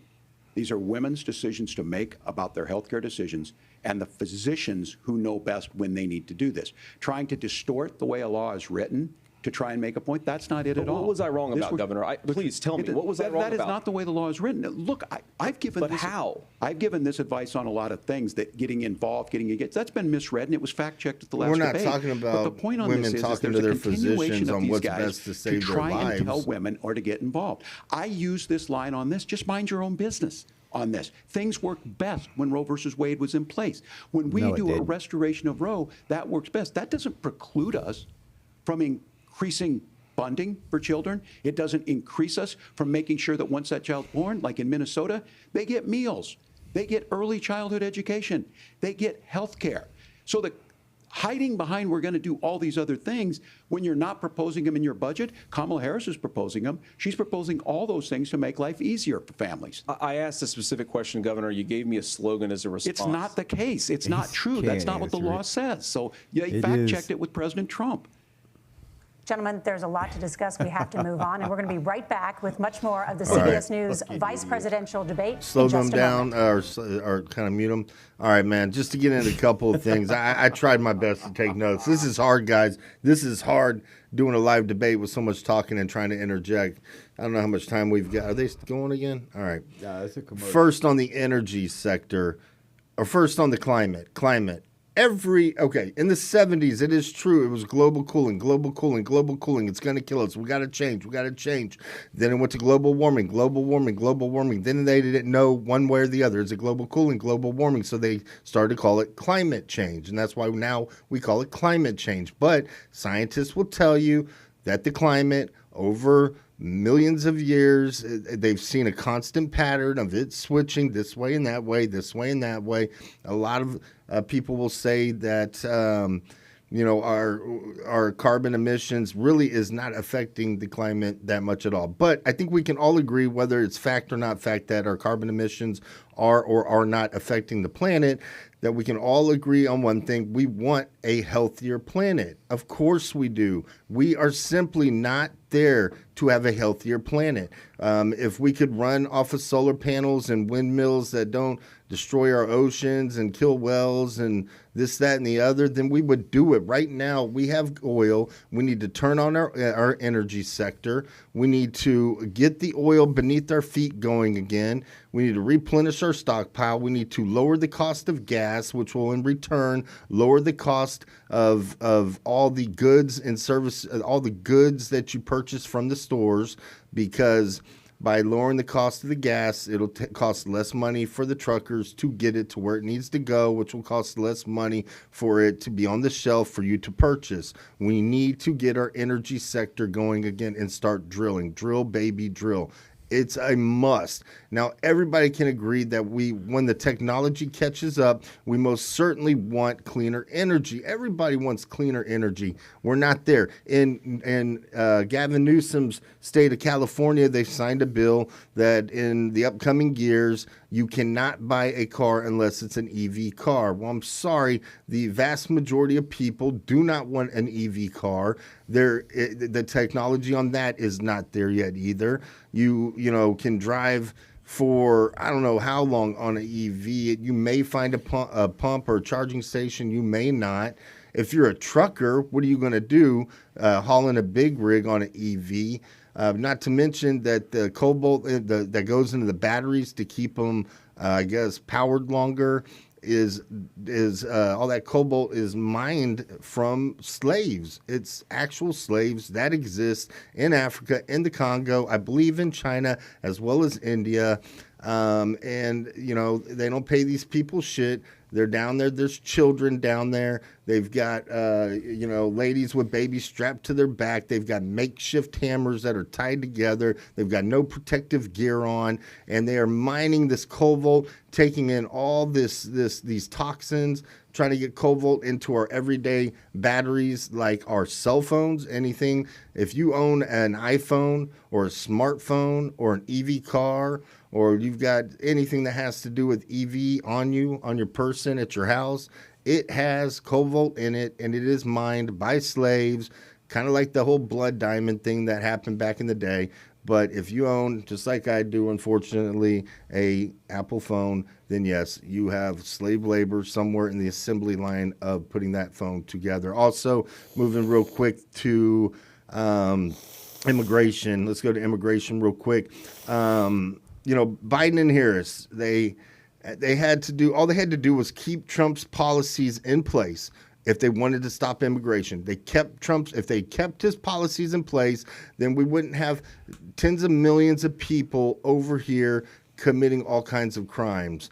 I got the debate coming back on, but if they really want to be successful, they've got to Stop the flow of Welcome back traffic to the first. CBS News Next, Vice get the Presidential criminals Debate. out We want to turn now after to they stop the America's flow. gun violence Then they epidemic. need to The decide leading cause if of families death for should be children here and or teens not be in here. America is And we'll by stop it right there and firearms. we'll come back Senator to it. Vance, you oppose most gun legislation that Democrats claim would curb gun violence. You oppose red flag gun laws and legislation to ban certain semi-automatic rifles, including AR-15s. So let me ask you, earlier this year, for the first time, the parents of a school shooter were convicted of involuntary manslaughter and sentenced to 10 years in prison. Do you think holding parents responsible could curb mass shootings? I'll give you 2 minutes. Yeah, well, Nora, on that particular case, I don't know the full details, but I certainly trust local law enforcement and local authorities to make those decisions. I think in some cases the answer is going to be yes, and in some cases the answer is going to be no. And the details really matter here, of course. For example, if a kid steals a gun, that's going to be different than if a parent hands over a gun knowing that their kid is potentially dangerous. But look, I want to just sort of speak as a father of 3 beautiful little kids, and our oldest is now in 2nd grade. And like a lot of parents, we send our kids to school with such hope and such joy and such pride at their little faces on the first day of school. And we know, unfortunately, that a lot of kids are going to experience this terrible epidemic of gun violence. And of course, our hearts go out to the families that are affected by this terrible stuff. And we do have to do better. And I think that Governor Walz and I actually probably agree that we need to do better on this. The question is just, how do we actually do it? Now, here's something that really bothers me and worries me about this epidemic of violence. The gross majority, close to 90% in some of the statistics I've seen, of the gun violence in this country is committed with illegally obtained firearms. And while we're on that topic, we know that thanks to Kamala Harris's open border, we've seen a massive influx in the number of illegal guns run by the Mexican drug cartel. So that number, the amount of illegal guns in our country is higher today than it was 3.5 years ago. But what do we do about the schools? What do we do to protect our kids? And I think the answer is, and I say this not loving the answer, because I don't want my kids to go to school in a school that feels unsafe or where there are visible signs of security. But I unfortunately think that we have to increase security in our schools. We have to make the doors lock better. We have to make the doors stronger. We've got to make the windows stronger. And of course, we've got to increase school resource officers, because the idea that we can magically wave a wand and take guns out of the hands of bad guys, it just doesn't fit with recent experience. So we've got to make our schools safer. And I think we've got to have some common sense bipartisan solutions for how to do that. Yeah. Governor, you have 2 minutes. Well, I think all the parents watching tonight, this is your biggest nightmare. Look, I got a 17-year-old, and he witnessed a shooting in a Yes, community Ed, center when Vance playing 24, volleyball. I Those hear things you. don't leave you. As a member of Congress, I sat in my office surrounded by dozens of the Sandy Hook parents, and they were looking at my 7-year-old picture on the wall. Their 7-year-old were dead, and they were asking us to do something. And look, I'm a hunter. I own firearms. The vice president is. We understand that the Second Amendment is there, but our first responsibility is to our kids to figure this out. In Minnesota, we've enacted enhanced red flag laws, enhanced background checks, and we can start to get data. But here's the problem. If we really want to solve this, we've got HV folks Ted, that thank won't you for allow joining. research to be even He done says, on gun "Wicked, my violence." guy." And True. this idea And Edwin, that we thank should you just as live well. with it, and Vance I- and 24. here's what I do think. Next that vice this is a president. good I start love to the it. conversation. Thank you guys for joining. 100% believe that Timo, Senator don't Vance Don't forget brother. to hates it when these kids- subscribe It's abhorrent and it to breaks your JTech, heart. please, I if y'all agree with could. that. Much But love. that's not far enough when we know there are things that work. I've spent time in Finland and seen some Finnish schools. They don't have this happen, even though they have a high gun ownership rate in the country.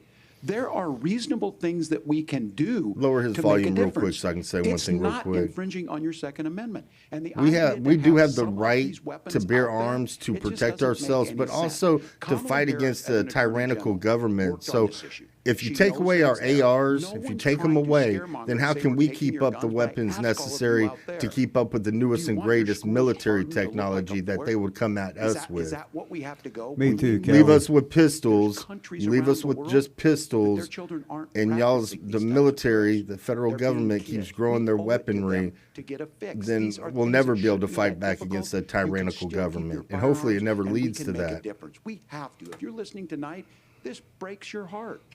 Senator. Tim, first Vance of all, I is didn't know doing that your great. 17-year-old witnessed a shooting. You're I'm right, sorry Kelly. about that, Thank and I you, hope you're Kelly. doing okay. Christ Demo, have you mercy. safe out It there in is- it is Chicago, awful. man?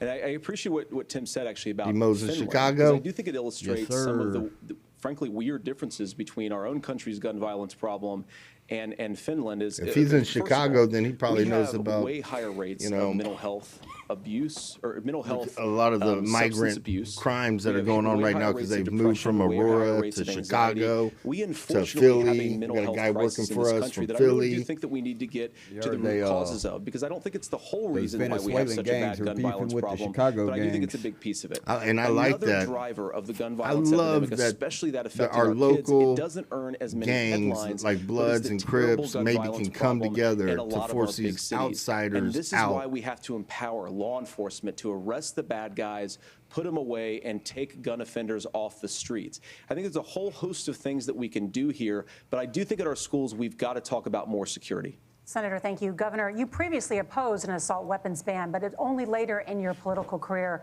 did you change your position. Why? Yeah, I sat in that office with those Sandy Hook parents. I've become friends with school shooters. I've seen it. Look, the NRA, I was the NRA guy He for a long become time. They friends used to with teach school gun shooters. safety. I'm of an age where what he my says. shotgun was in my car so I could pheasant hunt after football practice. That's not where we live today. Oh, damn, you're And coaching again. several Drink things I up, want to buddy. mention on this is talking about cities and where it's at. The number one where the most firearm deaths happen in Minnesota are rural suicides. And we have an epidemic of children getting guns and shooting themselves. Let's go. And so we have, and we should look at all of the issues.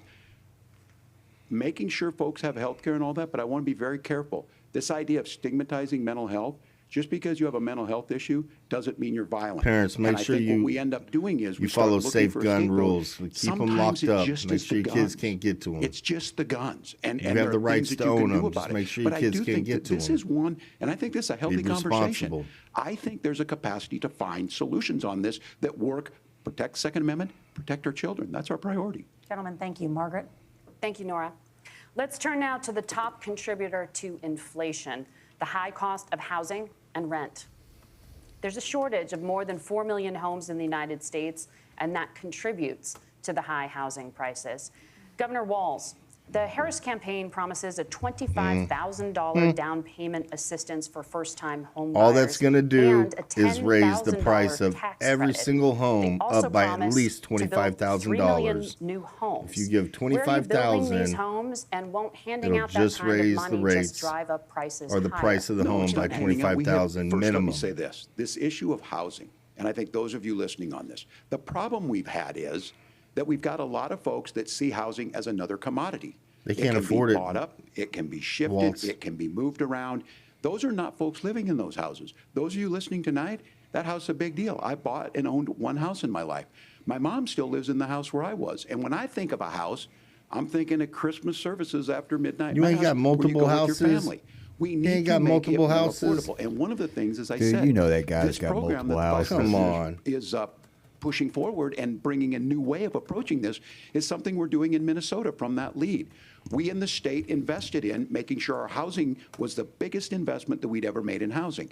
It starts to make it easier. We cut Tell you some what, of the red Elon tape. Musk has Local got a folks, solution look, we for can't all do it that at the federal housing. level, but local folks make it easier They to got build this those homes. $10,000 And then that down payment boxable assistance. house. I can tell all of you out there, one of the, certainly for me, using the GI Bill was one thing, but a veteran's Says he home doesn't loan, actually- the big veteran thing about a did. veteran's home loan is you don't have to pay the down payment. Those are things that make it there. Now, look, you're going to pay it back, and you're going to pay your mortgage. Those are things that we know in the long run, the appreciated value, the generational It wealth says that's he- created Walz from doesn't it. actually And I own will any give real Minneapolis estate, an but example. that's just Minneapolis a is first the one quick city where lookup, we've seen so the I don't lowest know. inflation rates. We've seen a 12% increase in stock because we've put some of these things in, and we're implementing a state program to make sure we give some of that down payment assistance. We get it back from people because here's what we know. People with stable housing end up with stable jobs. People with stable housing have their kids able to get to school. All of those things in the long run end up saving our money. And that's the thing that I think we should be able to find some common ground Kelly, in, you're right. but we can't Vance is blame, doing great. Immigrants for the only reason. That's Keeping not the his case that's happening in composure. many cities. I like the fact way he of the thinks matter as well. is that we don't have enough And I don't naturally know affording, near enough about affordable him. housing, but we can make sure that the government's there to help kickstart it, create that base. Governor, your time is up. Senator Vance, Yes. as far as your campaign Yes, he position, is. the promise is to seize You're right, federal Kelly. lands to build homes, remove regulation, provide tax breaks, and cut back on immigration, which you say pushes up prices. Where are you going to build all the new homes you're promising? And what part of any of this plan will provide immediate relief? You have 2 minutes. Well, first of all, Tim just said something that I agree with. We don't want to blame immigrants for higher housing prices, but we do want to blame Kamala Harris for letting in millions of illegal aliens into this country, which does drive up costs, Tim. 25 million illegal aliens competing with Americans for scarce homes is one of the most significant drivers of home prices in the country. It's why we have massive increases in home prices that have happened right alongside massive increases in illegal alien populations under Kamala Harris's leadership. Now, Tim just mentioned a bunch of ideas. Now, some of those ideas I actually think are halfway decent, and some of them I disagree with. But the most important thing here is Kamala Harris is not running as a newcomer to politics. She is the sitting vice president. If she wants to enact all of these policies to make housing more affordable, I invite her to use the office that the American people already gave her, not sit around and campaign and do nothing while Americans find the American dream of homeownership completely unaffordable. Now, you asked, Margaret, what would immediately change the equation for American citizens? If you lower energy prices, as Donald Trump says, drill, baby, drill, one of the biggest drivers of housing costs aside from illegal immigration is, think about it, if a truck driver's paying 40% more for diesel, then the lumber he's delivering to the job site to build a house is also going to become a lot more expensive. If we open up American energy, you will get immediate pricing relief for American citizens, not, by the way, just in housing, but in a whole host of other economic goods, too. Yes. Senator Vance, you still have 23 seconds there. Do you want to answer where? Governor, we will get to you in a moment. But, Senator, where are you going to seize the federal lands? Can you clarify? Well, what Donald Trump has said is we have a lot of federal lands that aren't being used for anything. They're not being used for a national park. They're not being used, and they could be places where we build a lot of housing. And I do think that we should be opening up building in this country. We have a lot of land that could be used. We have a lot of Americans that need homes. We should be kicking out illegal immigrants who are competing for those homes, and we should be building more homes for the American citizens who deserve to be here. Senator, your time is up.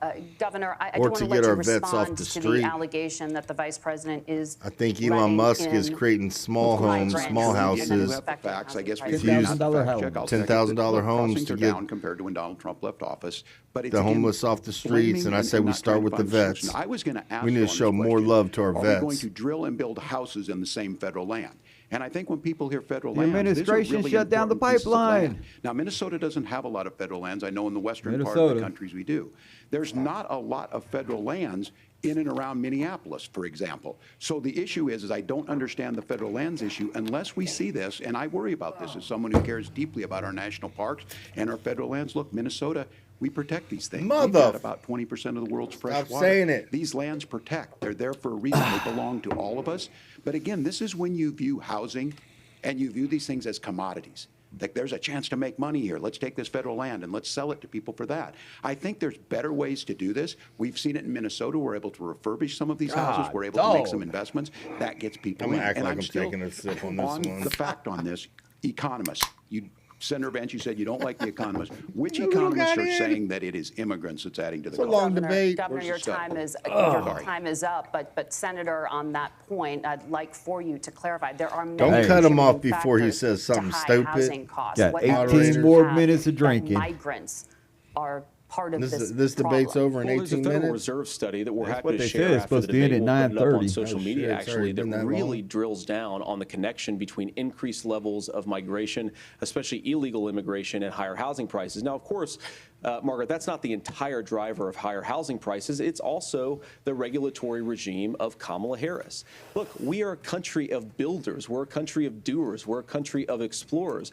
But we increasingly have a federal administration that makes it harder to develop our resources, makes it harder to build things, and wants to throw people in jail for not doing everything exactly as Kamala Harris says they have to do. And what that means is that you have a lot of people who would love to build homes who aren't able to build homes. I actually agree with Tim Walz. We should get out of this idea of housing as a commodity. But the thing that has most turned housing into a commodity is giving it away to millions upon millions of people who have no legal right to be here. What are the federal regulations? I deal with this as a governor. You can very quickly reply. I'm sorry.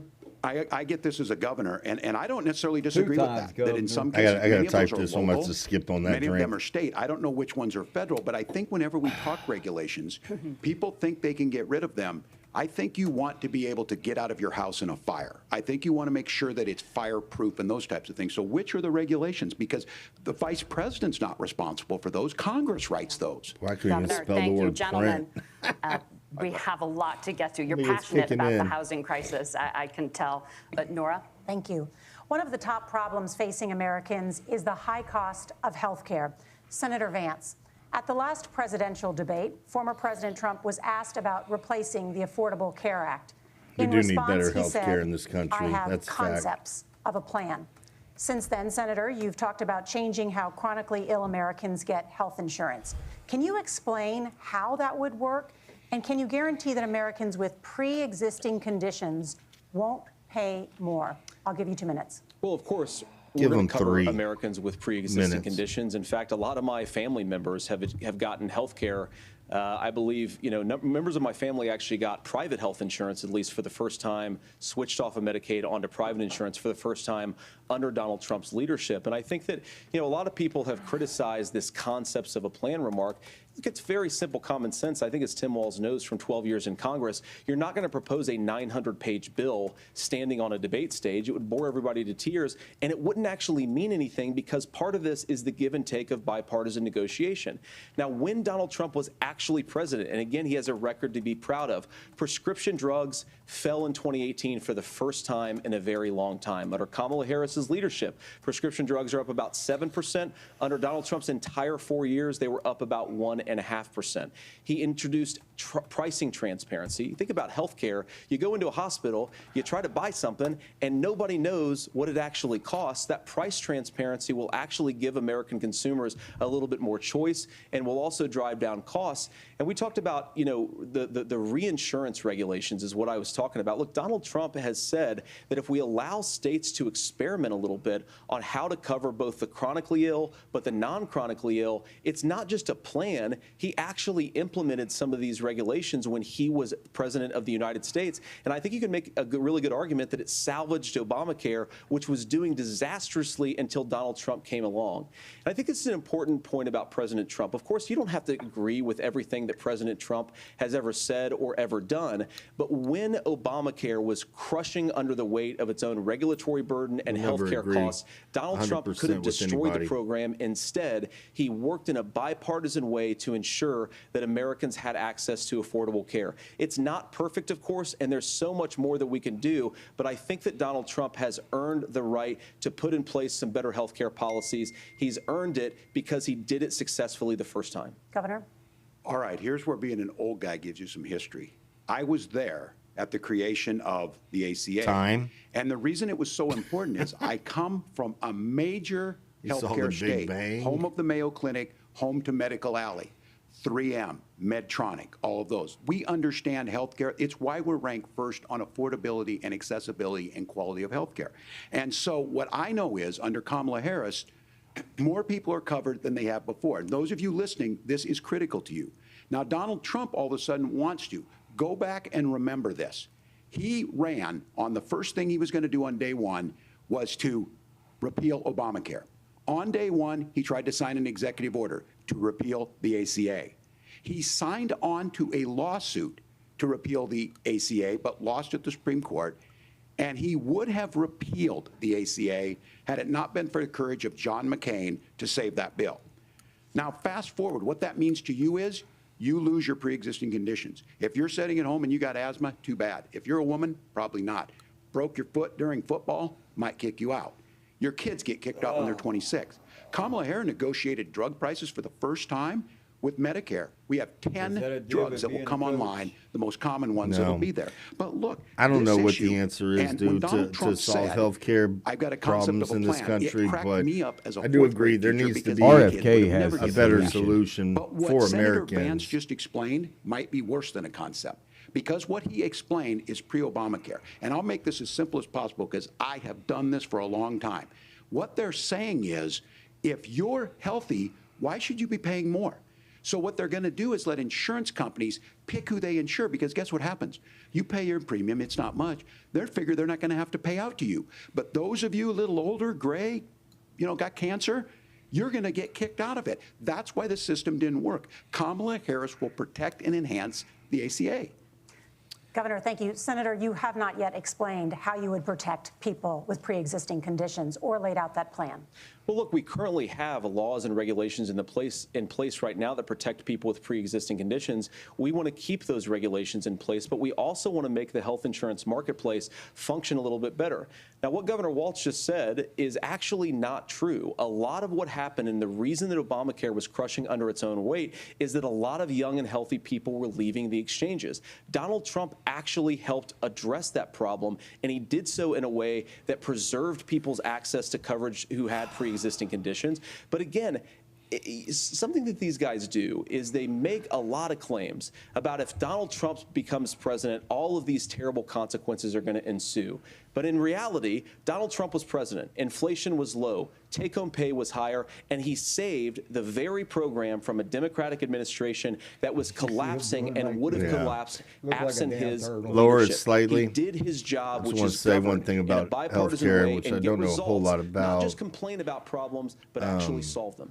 Governor, when I was paying health care for me, my wife, my 2 kids, dude, we were paying over $1,500 a month for health care. And I remember my girl crying on the way to a river trip, to a family reunion, because we were struggling to get her son, which would be my adopted son, onto the plan.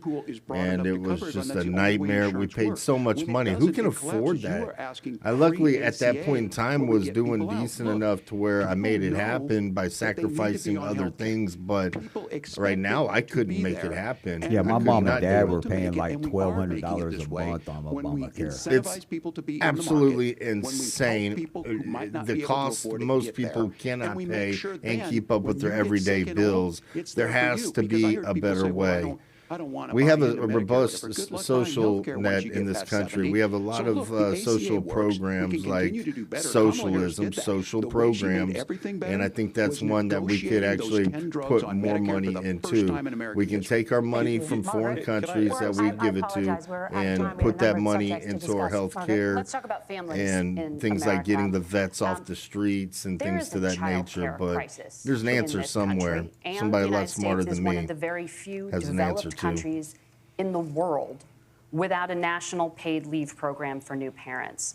Governor Walz, you've said that if Democrats win both the White House and Congress, this is a day one priority for you. How long should employers be required to pay workers while they are home taking care of their newborns? You have 2 minutes. I don't believe they should. Well, that's negotiable, and that's what Congress works. But here's what the deal is. How long? Americans sitting out there right now, you may work for a big company. Look, we're home in Minnesota. Somebody some is of the having largest a baby, Fortune 500 companies. or Kamala the Harris knows that husband is having a in baby. California. Those companies provide paid family medical leave. One is, I think they're moral and they think it's a good thing, but it also keeps their employees healthy. We in Minnesota who can has afford paid it, family I medical guess. leave. You have a child, Like we couldn't do it here, and I had to go back to work 5 days that, after my kids were born. This allows you to stay home a certain amount of time. What we know is that gets the child off to a better If I had start. the money family to works do it, better. I They would stay do in their it. employers. We get more A lot of consistency companies in don't. that. Small So Kamala Harris has made it a priority. We implemented it in Minnesota, and we see growth. That's how you become a pro-business state. But the negotiations on it, and here's the issue. Those big companies are able to offer it. Those of you out there who don't have it, just imagine what happens if you get cancer or your child gets sick. We know what happens. You end up staying home. In some places, that means no paycheck because you've got no protection on that. This is the case of an economy that Donald Trump has set for the wealthiest amongst us. He's willing to give those tax breaks to the wealthiest. He's willing to say, bust those unions up, do whatever. What we're saying is the economy works best when it works for all of us. And so a paid family medical leave program, and I will tell you, go to the families or go to the businesses and ask them. As far as child care on this, you have to take it at both the supply and the demand side. You can't expect the most important people in our lives to take care of our children or the our rich do pay their fair the least amount of share. money.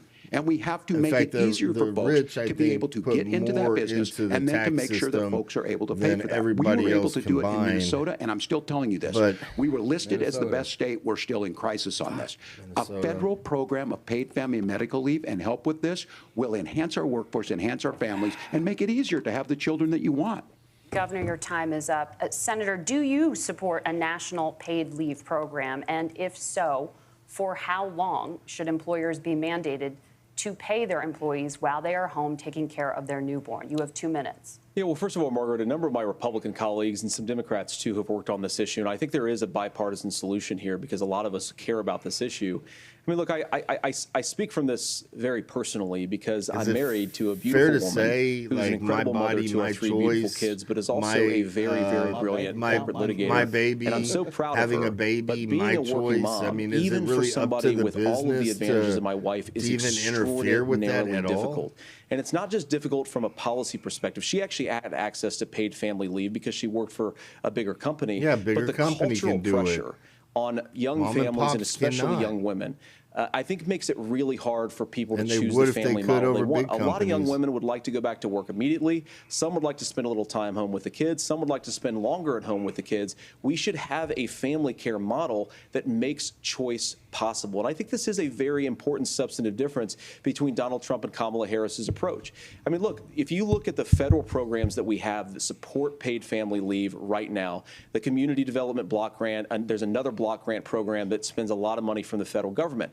These programs only go to one kind of child care model. Let's say you'd like your church maybe to help you out with child care. Maybe you live in a rural area or an urban area and you'd like to get together with families in your neighborhood to provide child care in the way that makes the most sense. You don't get access to any of these federal monies. We want to promote choice in how we deliver family care and how we promote child care because, look, it is unacceptable. And, you know, of course, Tim and I have been on the campaign trail a lot the past 7 or 8 weeks. And one of the biggest complaints I hear from young families is people who feel like they don't have options, like they're choosing between going to work or taking care for their kids. That is an incredible burden to put on American families. We're the only country that does it. I think we could do a heck of a lot better. Senator, thank you. You have also said, Senator Vance, many things about the American family. It's tough, the man. Federal It's tough for Reserve says families parents to have will kids spend and nearly to as much hold a on job child and- care as they do on housing each month. So I want to get your thoughts on this. President Trump recently said, as much as child care is talked about as being expensive, it's relatively speaking not very expensive compared to the kinds of numbers we'll be taking in. Is President Trump committed to the $5,000 per child tax credit that you have described? You have 1 minute. Well, what President Trump said, Margaret, I just want to defend my running mate here a little bit, is that we're going to be taking in a lot of money by penalizing companies for shipping jobs overseas and penalizing countries who employ slave laborers and then ship their products back into our country and undercut the wages of American workers. It's the heart of the Donald Trump economic plan. Cut taxes for American workers and American families. Cut taxes for businesses that are hiring and building companies in the United States of America, but penalize companies and countries that are shipping jobs overseas. That's the heart of the economic proposal. And I think what President Trump is saying is that when we bring in this additional revenue with higher economic growth, we're going to be able to provide paid family leave, child care options that are viable and workable for a lot of American families. That's great.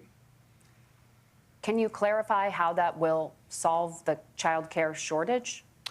Well, because as Tim said, a lot of the child care shortage is we just don't have enough resources going into the multiple people who could be providing family care options.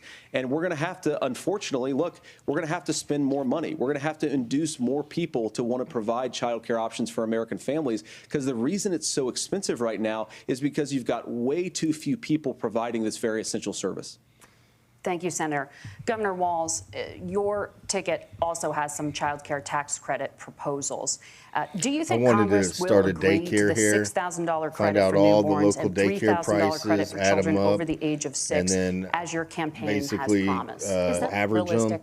and then Well, if divide these it by members of Congress 2 are listening to and anybody, have I can moms tell that you, can and come in here, this work is at the our biggest company. issue. Everybody listening keep tonight their knows. child I mean, in our I'm sure they were daycare shocked center to and pay hear half the it's not that price. expensive. And we And wouldn't let's be make any clear, money on whether it, it's you know, but it 5,000 or gives them 6,000, a that job, leaves you about 3 take or care of 4 their months. kid. Let's be They can clear watch where them we're on at a on this. It's little because we got video out on of their an imbalance phone on this. We thought we were and going to come get into by the by not office and paying people. work I and don't think make Senator money. Vance and I are that far apart. I'm not opposed to what just he's haven't talking gotten about there on, yet, but on options. We've I done think we'll do scholarship it one types of day. things. I think we need to be open to make we the can case. get there. But the issue here If Trump is wins the and we question keep you our asked business is, and, you're not going to pay for it you know, with these start tariffs. thriving That's again. just adding another $4,000 on the family and taking less. So not only do they not get the money to pay for that, they're $4,000 in the hole. That's Wharton School. That's his alma mater. And so I think the issue here is, those members of Congress, I can't believe they're not. When I go to businesses, sure, they'll talk about taxes sometime, but they will lead with childcare and they will lead with housing, because we know the problem is, especially in a state like Minnesota, we need more workers because our economy's growing, but we need the workforce. Governor, thank you. We need to move on. Nora? Let's talk about the state of democracy, the You top just brought the issue for workforce in through Americans the after border. the economy and inflation. After the 2020 election, President Trump's campaign and others I guess we're going filed into 62 overtime. lawsuits Let's see. contesting the results. Judges, including those appointed by President Trump and other Republican presidents, looked at the evidence and said there was no widespread fraud. The governors of every state in the nation, Republicans and Democrats, certified the 2020 election results and sent a legal slate of electors to Congress for January 6th. Senator Vance, you have said you would not have certified the last presidential election and would have asked the states to submit alternative electors. That has been called unconstitutional and illegal.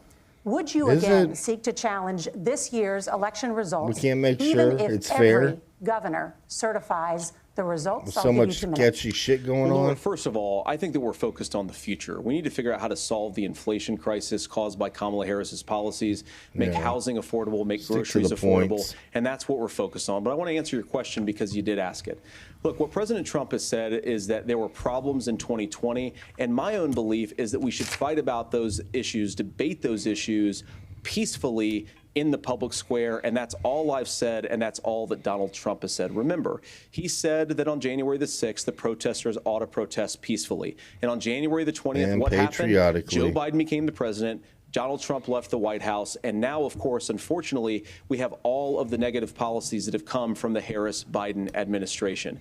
I believe that we actually do have a threat to democracy in this country, but unfortunately, it's not the threat to democracy that Kamala Harris and Tim Walz want to talk about. It is the threat of censorship.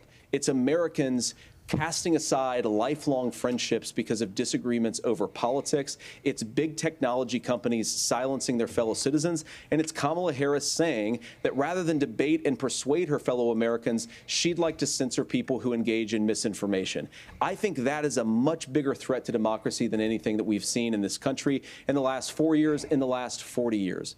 Now, I'm really proud, especially given that I was raised by 2 lifelong blue-collar Democrats, to have the endorsement of Bobby Kennedy Jr. and Tulsi Gabbard, lifelong leaders in the Democratic coalition. And of course, they don't agree with me and Donald Trump on every issue. We don't have to agree on every issue, but we're united behind a basic American First Amendment principle that we ought to debate our differences. We ought to argue about them. We ought to try to persuade our fellow Americans. When he's Kamala done, lower Harris it is for just a engaged in second. I gotta say censorship 2 at an things. industrial scale. She did it during COVID. She's done it over a number of other issues. And that, to me, is a much bigger threat to democracy than what Donald Trump said when he said that protesters should peacefully protest on January the 6th. Governor? All right, first of all, Hillary Clinton Well, I've still enjoyed says tonight's to debate, this and I think there was a day lot of that commonality the here, and election was I'm stolen sympathetic from in her. misspeaking on things, and I And think I might Callie have just passed a put bill, the senator I beat believe you. that There's one- you do there's not one, though, need that an this one ID is to troubling to me, vote, and I say that because which I is think we need to crazy tell the as story. hell. Donald Trump refused to No acknowledge ID? this. And the Come fact on. is that I don't think we can be the frog in the pot and let the boiling water go up. He was very clear. I mean, he lost And this they say that election, because they and he say said he didn't. black people 140 cannot police figure out how officers to were get beaten an at the Capitol that identification day. card, Some with the which is American flag, complete several later died. And bullshit. it wasn't just in there. That's calling them In dumb. Minnesota, Of course they know how a to group get an gathered ID. on the state capitol They know how to grounds do in St. everything Paul and everybody said, "We're knows how marching to to the do." governor's residence, and there may be casualties." The only person there was my son and his dog, who was rushed out crying by state police. That issue, and Mike Pence standing there as they were chanting, "Hang Mike Pence." Mike Pence made the right decision. So Senator, it was adjudicated over and over and over. I worked with kids long enough to know, and I said as a football coach, sometimes you really want to win, but the democracy is bigger than winning an election. Drink You anyways. shake hands, and then you try and do everything you can to help the other side win.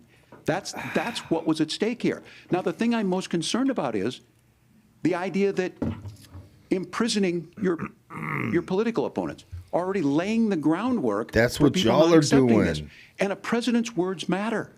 A president's words matter. People hear that. So I think this issue of settling our differences at the ballot box, shaking hands when we lose, being honest about it, but to deny what happened on January 6th, the first time in American history that a president or anyone tried to overturn a fair election and the peaceful transfer of power. And here we What are the hell 4 did years Al Gore later. do? In the Describe same boat. fair. Your I will tell you definition of this, fair is that what? When this is over, we need Hillary to shake Clinton hands did it. this election, and the winner needs to be the winner. This has got to stop. It's As tearing our long country as apart. it's Tucker a Carlson's fair already approved the election. J6. Senator Vance, did you want to respond to that? I want to hear what It Vance didn't even says. happen. First of all, Hang on. it's really rich You gotta punch for back here, Democratic dude. leaders to say that Donald Trump is a unique threat to democracy when he peacefully gave over power on January the 20th, as we have done No for issue. 250 years in this country. Gave power We are going to back. shake hands after this debate and after this election. And of course, I hope that we win, and I think we're going to win. But if Tim Walz is the next vice president, he'll have my prayers, he'll have my best wishes, and he'll have my help whenever he wants it.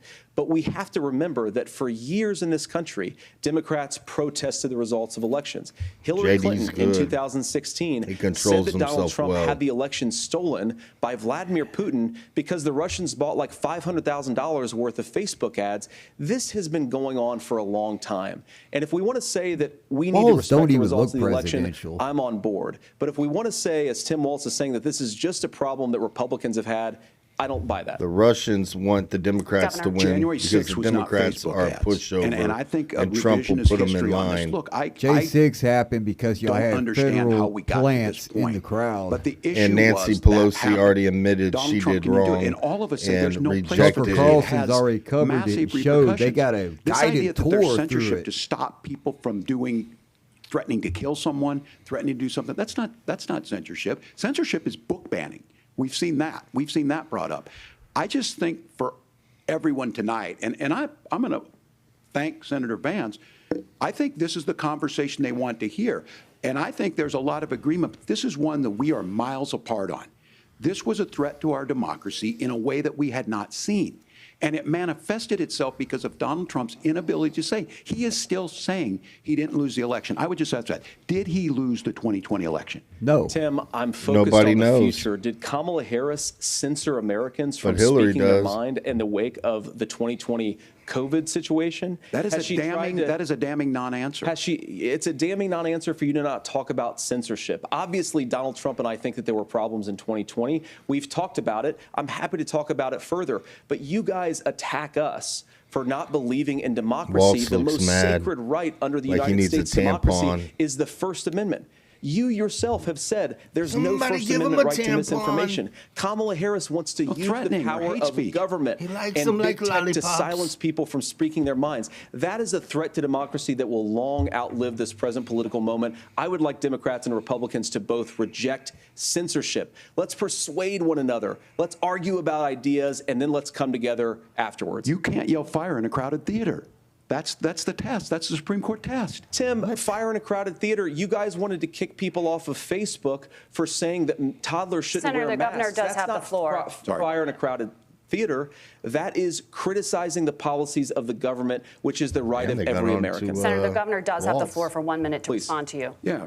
Well, I don't run Facebook. What I do know is I Yes, y'all see a did. candidate out there who refused, and now again, and this, I'm Zuckerberg's pretty already shocked said by y'all this. did. He lost the They election. weaponized This the is not a justice debate. system. It's not. It's not anything FBI anywhere went to Facebook, other than in told them to turn up Donald the Trump's dial world. on Because look, Republicans and turn when down Mike the Pence dial. Watch the made that Twitter decision files in Congress. to Or turn certify up the that dial election, on Democrats and that's down why the Mike dial on Pence isn't on this Republicans. stage.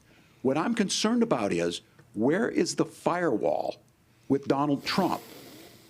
Where is the firewall if he knows he could do anything, including taking an election, and his vice president's not going to stand to it? That's what we're asking you, America. Will you stand up? will you keep your oath of office even if the president doesn't? And I think Kamala Harris would agree. She wouldn't have picked me if she didn't think I would do that, because of course that's what we would do. So America, I think you've got a really clear choice on this election of who's going to honor that democracy and who's going to honor Donald Trump. Governor, your I don't time believe is there's going to be any checks Thank you, and gentlemen. balances with him as We will VP. be right back with both of our candidates. The CBS News vice presidential debate continues. All right, let's. Man, I could have swore they said 9:30, but this has gone on farther than 9:30. Man, they got to get, they got to get in the whole I want thing. to thank the 4 viewers still on here with us. Yeah, for real. I hope you're not too drunk. All right, we talked about If the you are tax drinking, credits. I hope you're not driving. Please don't drink and drive. We don't want to advocate for that. Let's go down for Let's go down. Inflation. Let's go to inflation. First of all, they took away the Keystone Pipeline, right? Yep. They completely cut it on day one. Yep.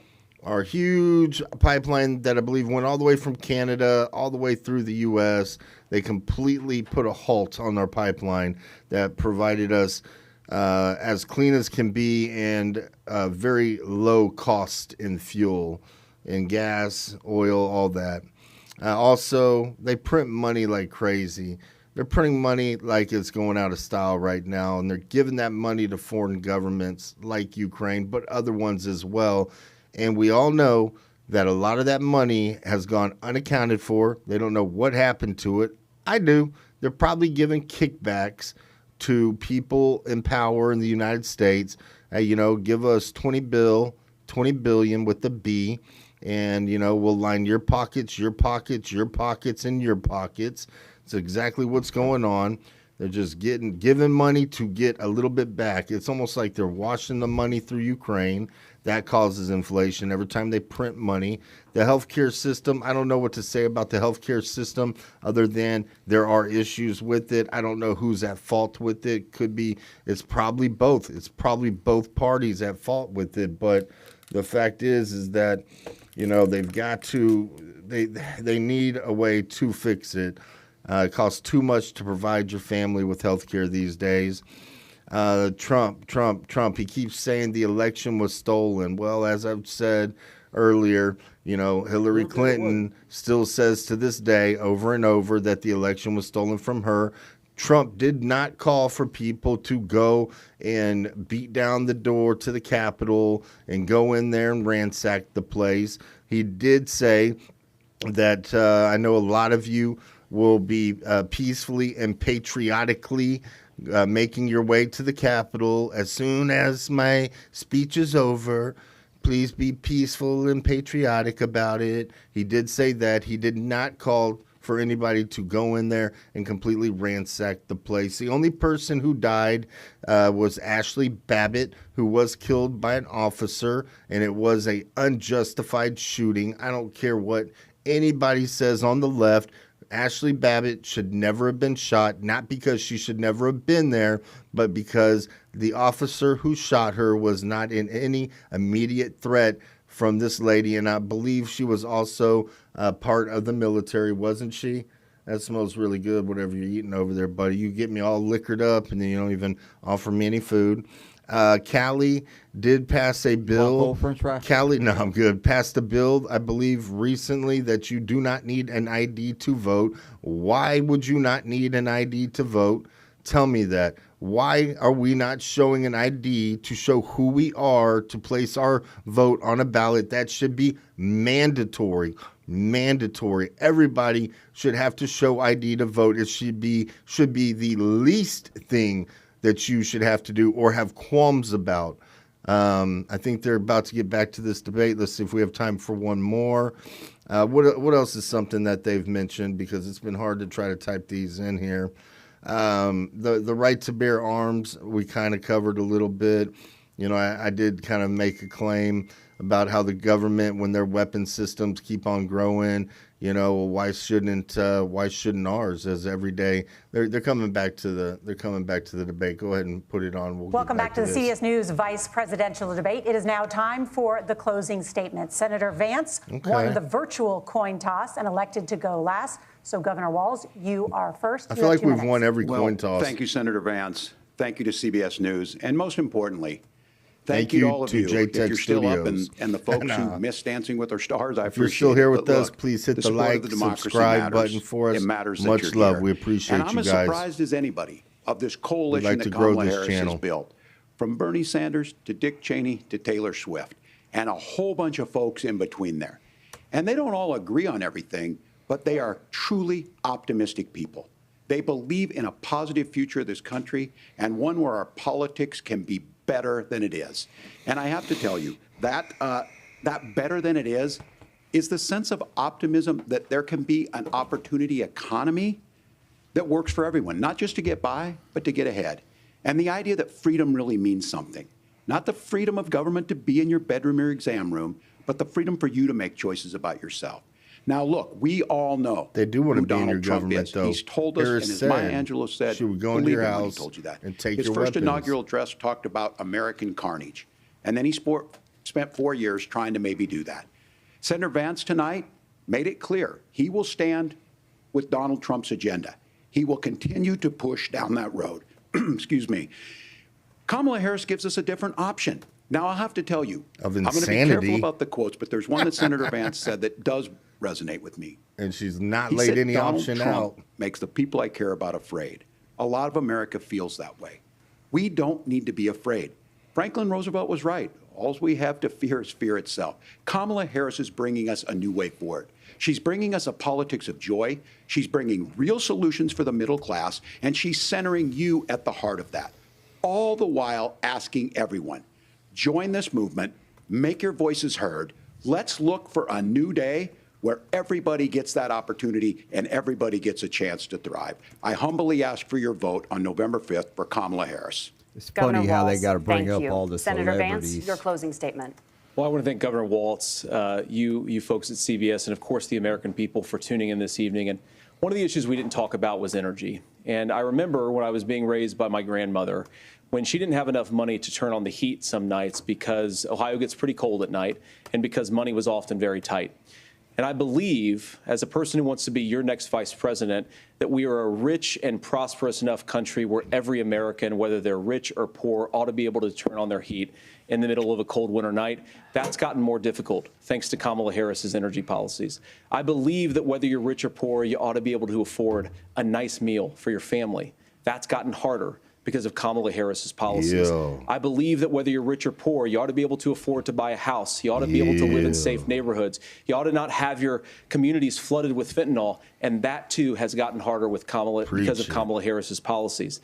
Now, I've been in politics long enough to do what Kamala Harris does when she stands before the American people and says that on day one, she's going to work on all these challenges I just listed. She's been the vice president for 3.5 years. Day one was 1,400 days ago, and her policies have made these problems worse.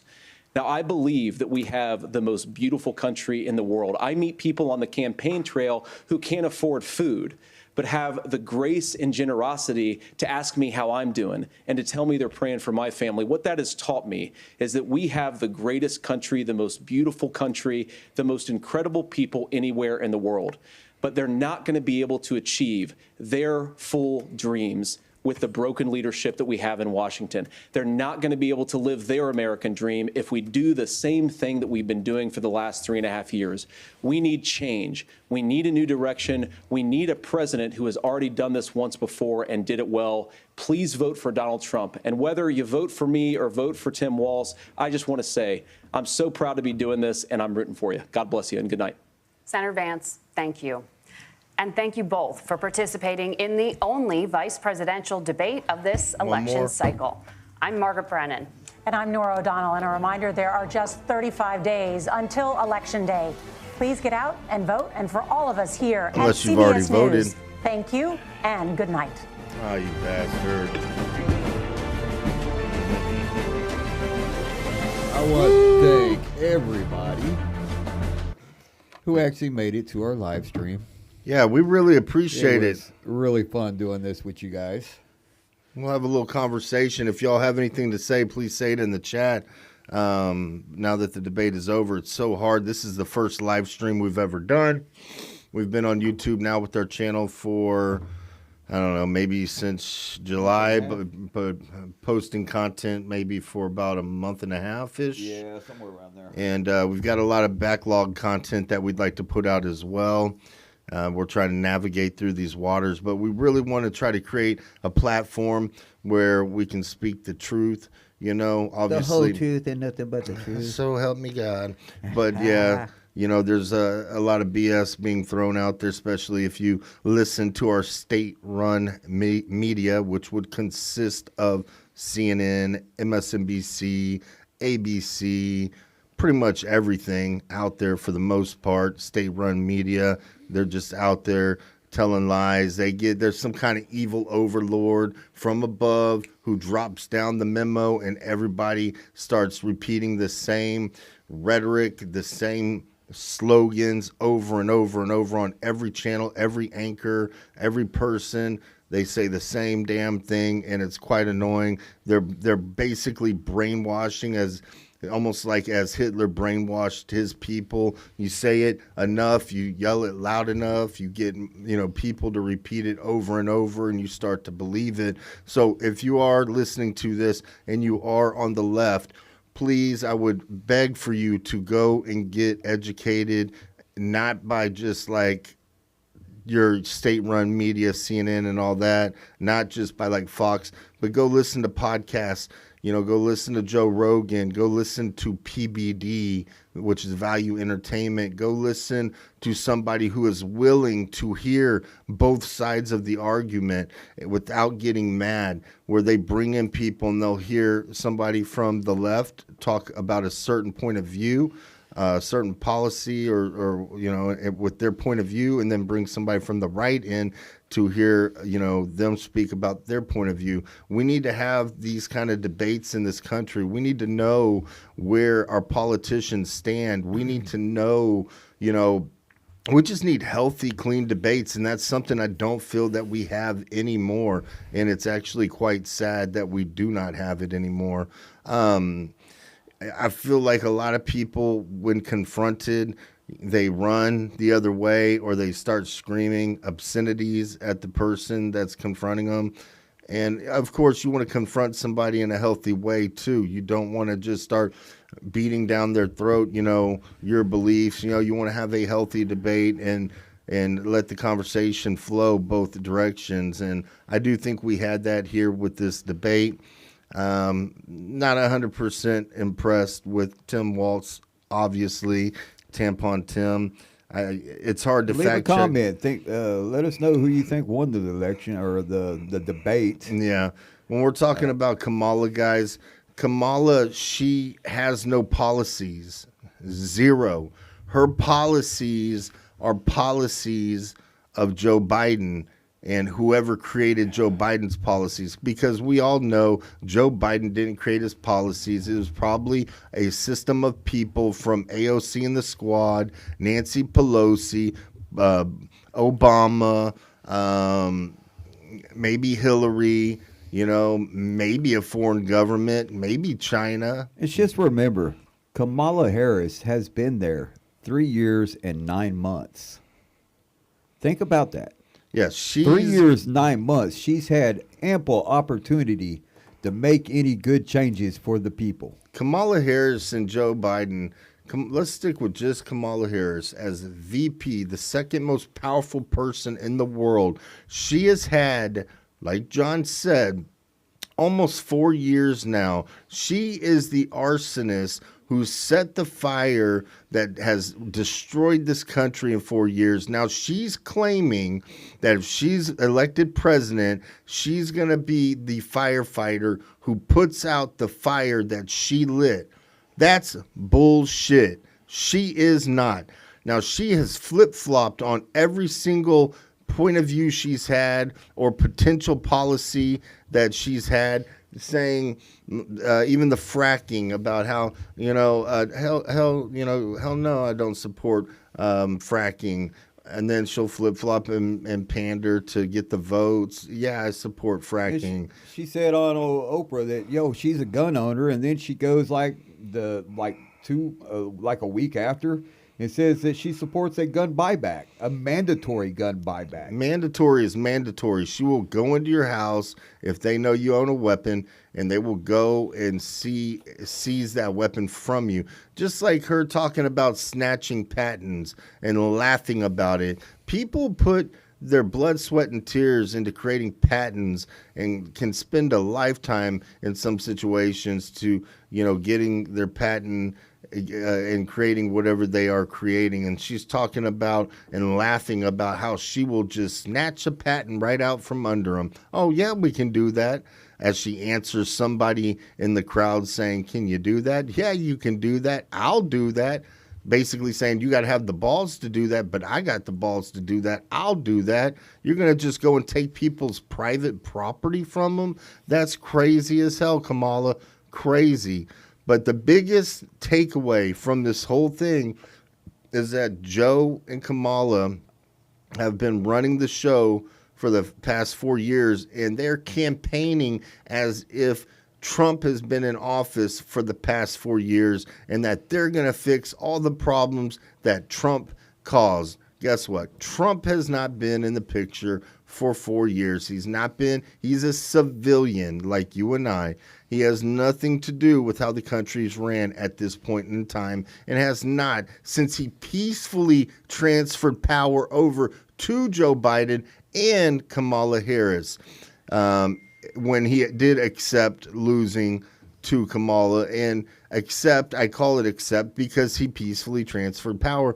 But does he have questions? Do people out there have questions about the integrity of the elections and how they were held, and how just at midnight that they just closed down all the, many ballot counting offices, or what do you call them? They just basically shut down in the middle of the night counting the ballots, and apparently resumed the next day, and all of a sudden Joe Biden had a tremendous lead when Trump was the one in lead. Somehow they brought in just thousands and thousands of more boxes of ballots from other places. I mean, there's all kinds of questions about it. The machines, the polling machines that and allegedly, guys, the polling machines that they had in Arizona, I believe, had freaking they had backdoor access, meaning a hacker could easily hack in. There are children out there that have the hacking skills to hack into these ballot machines because they have backdoor hacking capabilities to change the votes. There are dead people who they have proven that had casted a vote. Now Gavin Newsom wants to take away and say, you don't need no ID to vote. Well, why? Why can't we show an ID to vote, man? I don't like going to the DMV to get an ID. It sucks, man. It sucks. But guess what, man? I'm a mature adult. It's what you have to do to drive a car, to buy cigarettes, to buy alcohol, to go to a club, to vote, to do a number of things. You have, I mean, not even just the whole fun aspect of it of going to a club or buying alcohol. There's a number of things you have to have an ID for, like renting a house, buying a house, doing things that people do on a daily basis. And their whole thing was at one point in time that who was it? It was what's her name from New York? Is it Kathy Hochul? Somebody correct me if I'm wrong, please. If you're on there still listening, I believe the governor Kathy Hochul of New York said that there are children in the Bronx that don't even know what a computer is. Are you stupid as hell, Kathy Hochul? If that's your name or whoever said this.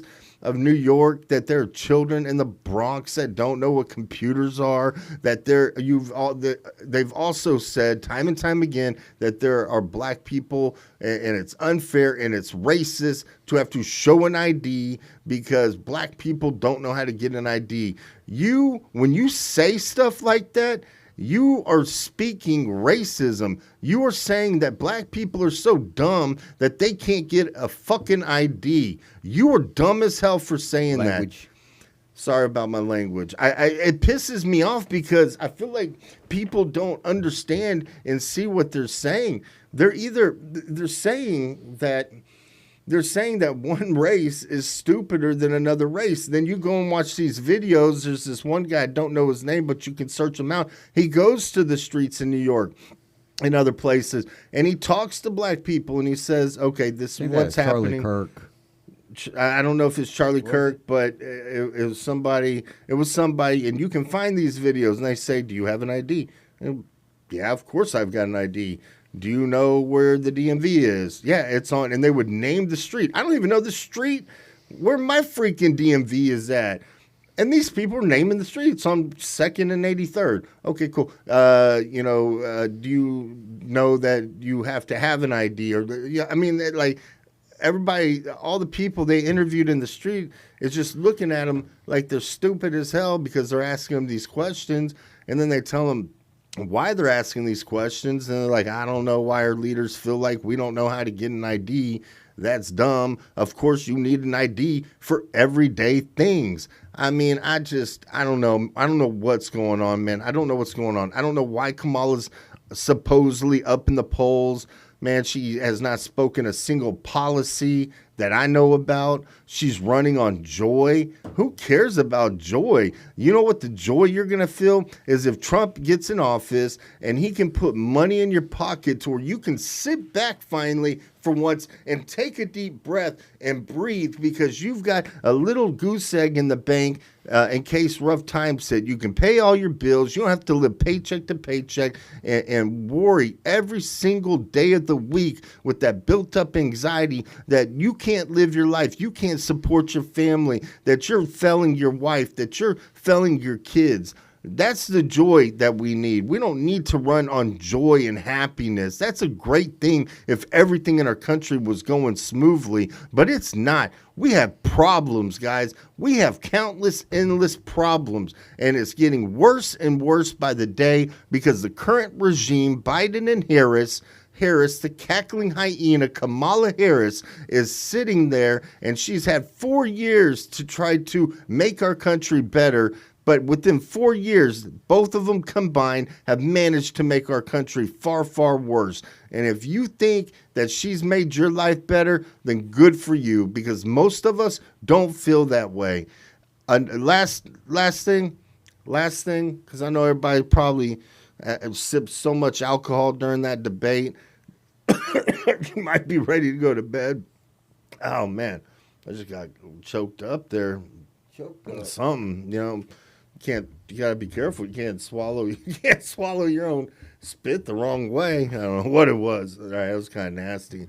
What was the last thing, dude? I don't know what your last thing Man, come was. on, dude. You got it wrote down. You're supposed. No, I don't. I have nothing wrote down. You know that when I go into these things, I don't write things down. Typically, I just freestyle them from my head. Now I can't even remember what the last thing is. That's because you got choked up. I know. I got choked up on this whole situation. Too much alcohol. Last thing. I'll give another last thing. I don't remember what it was, man. Was it immigration? No, I don't remember what it was, so I'm going to give another last thing before I forget it. We love, guys, Republicans care, man. They care. They don't care things they don't care about, okay? They don't care if you're white or Mexican or black or Chinese or Muslim or any other nationality or any other color or any other race. They don't care about that. They're not racist. The melanin in your skin affects us as Republicans none, because you bleed red like we bleed red, okay? We don't care about that. It's your character and your integrity. We don't care what religion you are or if you're an atheist. We don't care, about how much money you have or don't have, race, color, creed, religion, all that.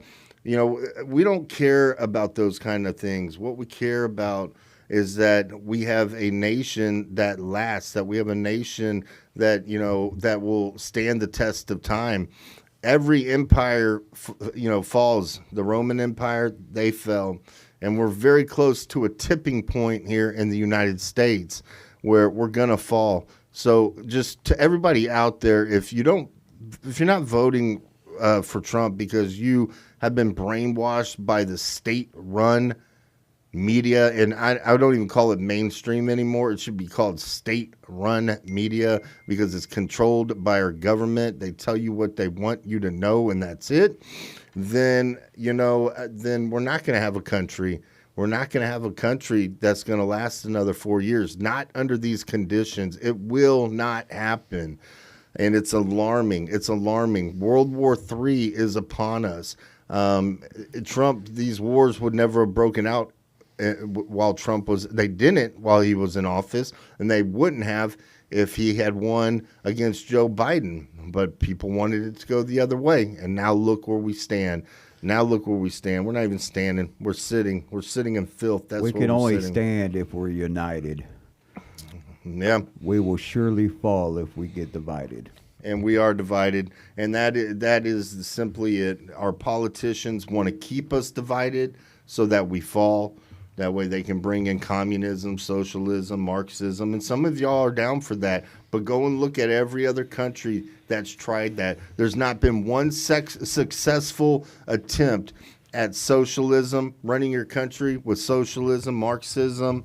You know, none of that. It's always failed. It's always failed, and we can't do it here. And that doesn't mean we can't have a robust a social safety net of programs like welfare and other things that help protect people that are in need. We do need those programs. That is a form of socialism, but we need to make sure that people aren't taking advantage of it and that it's going to the right places.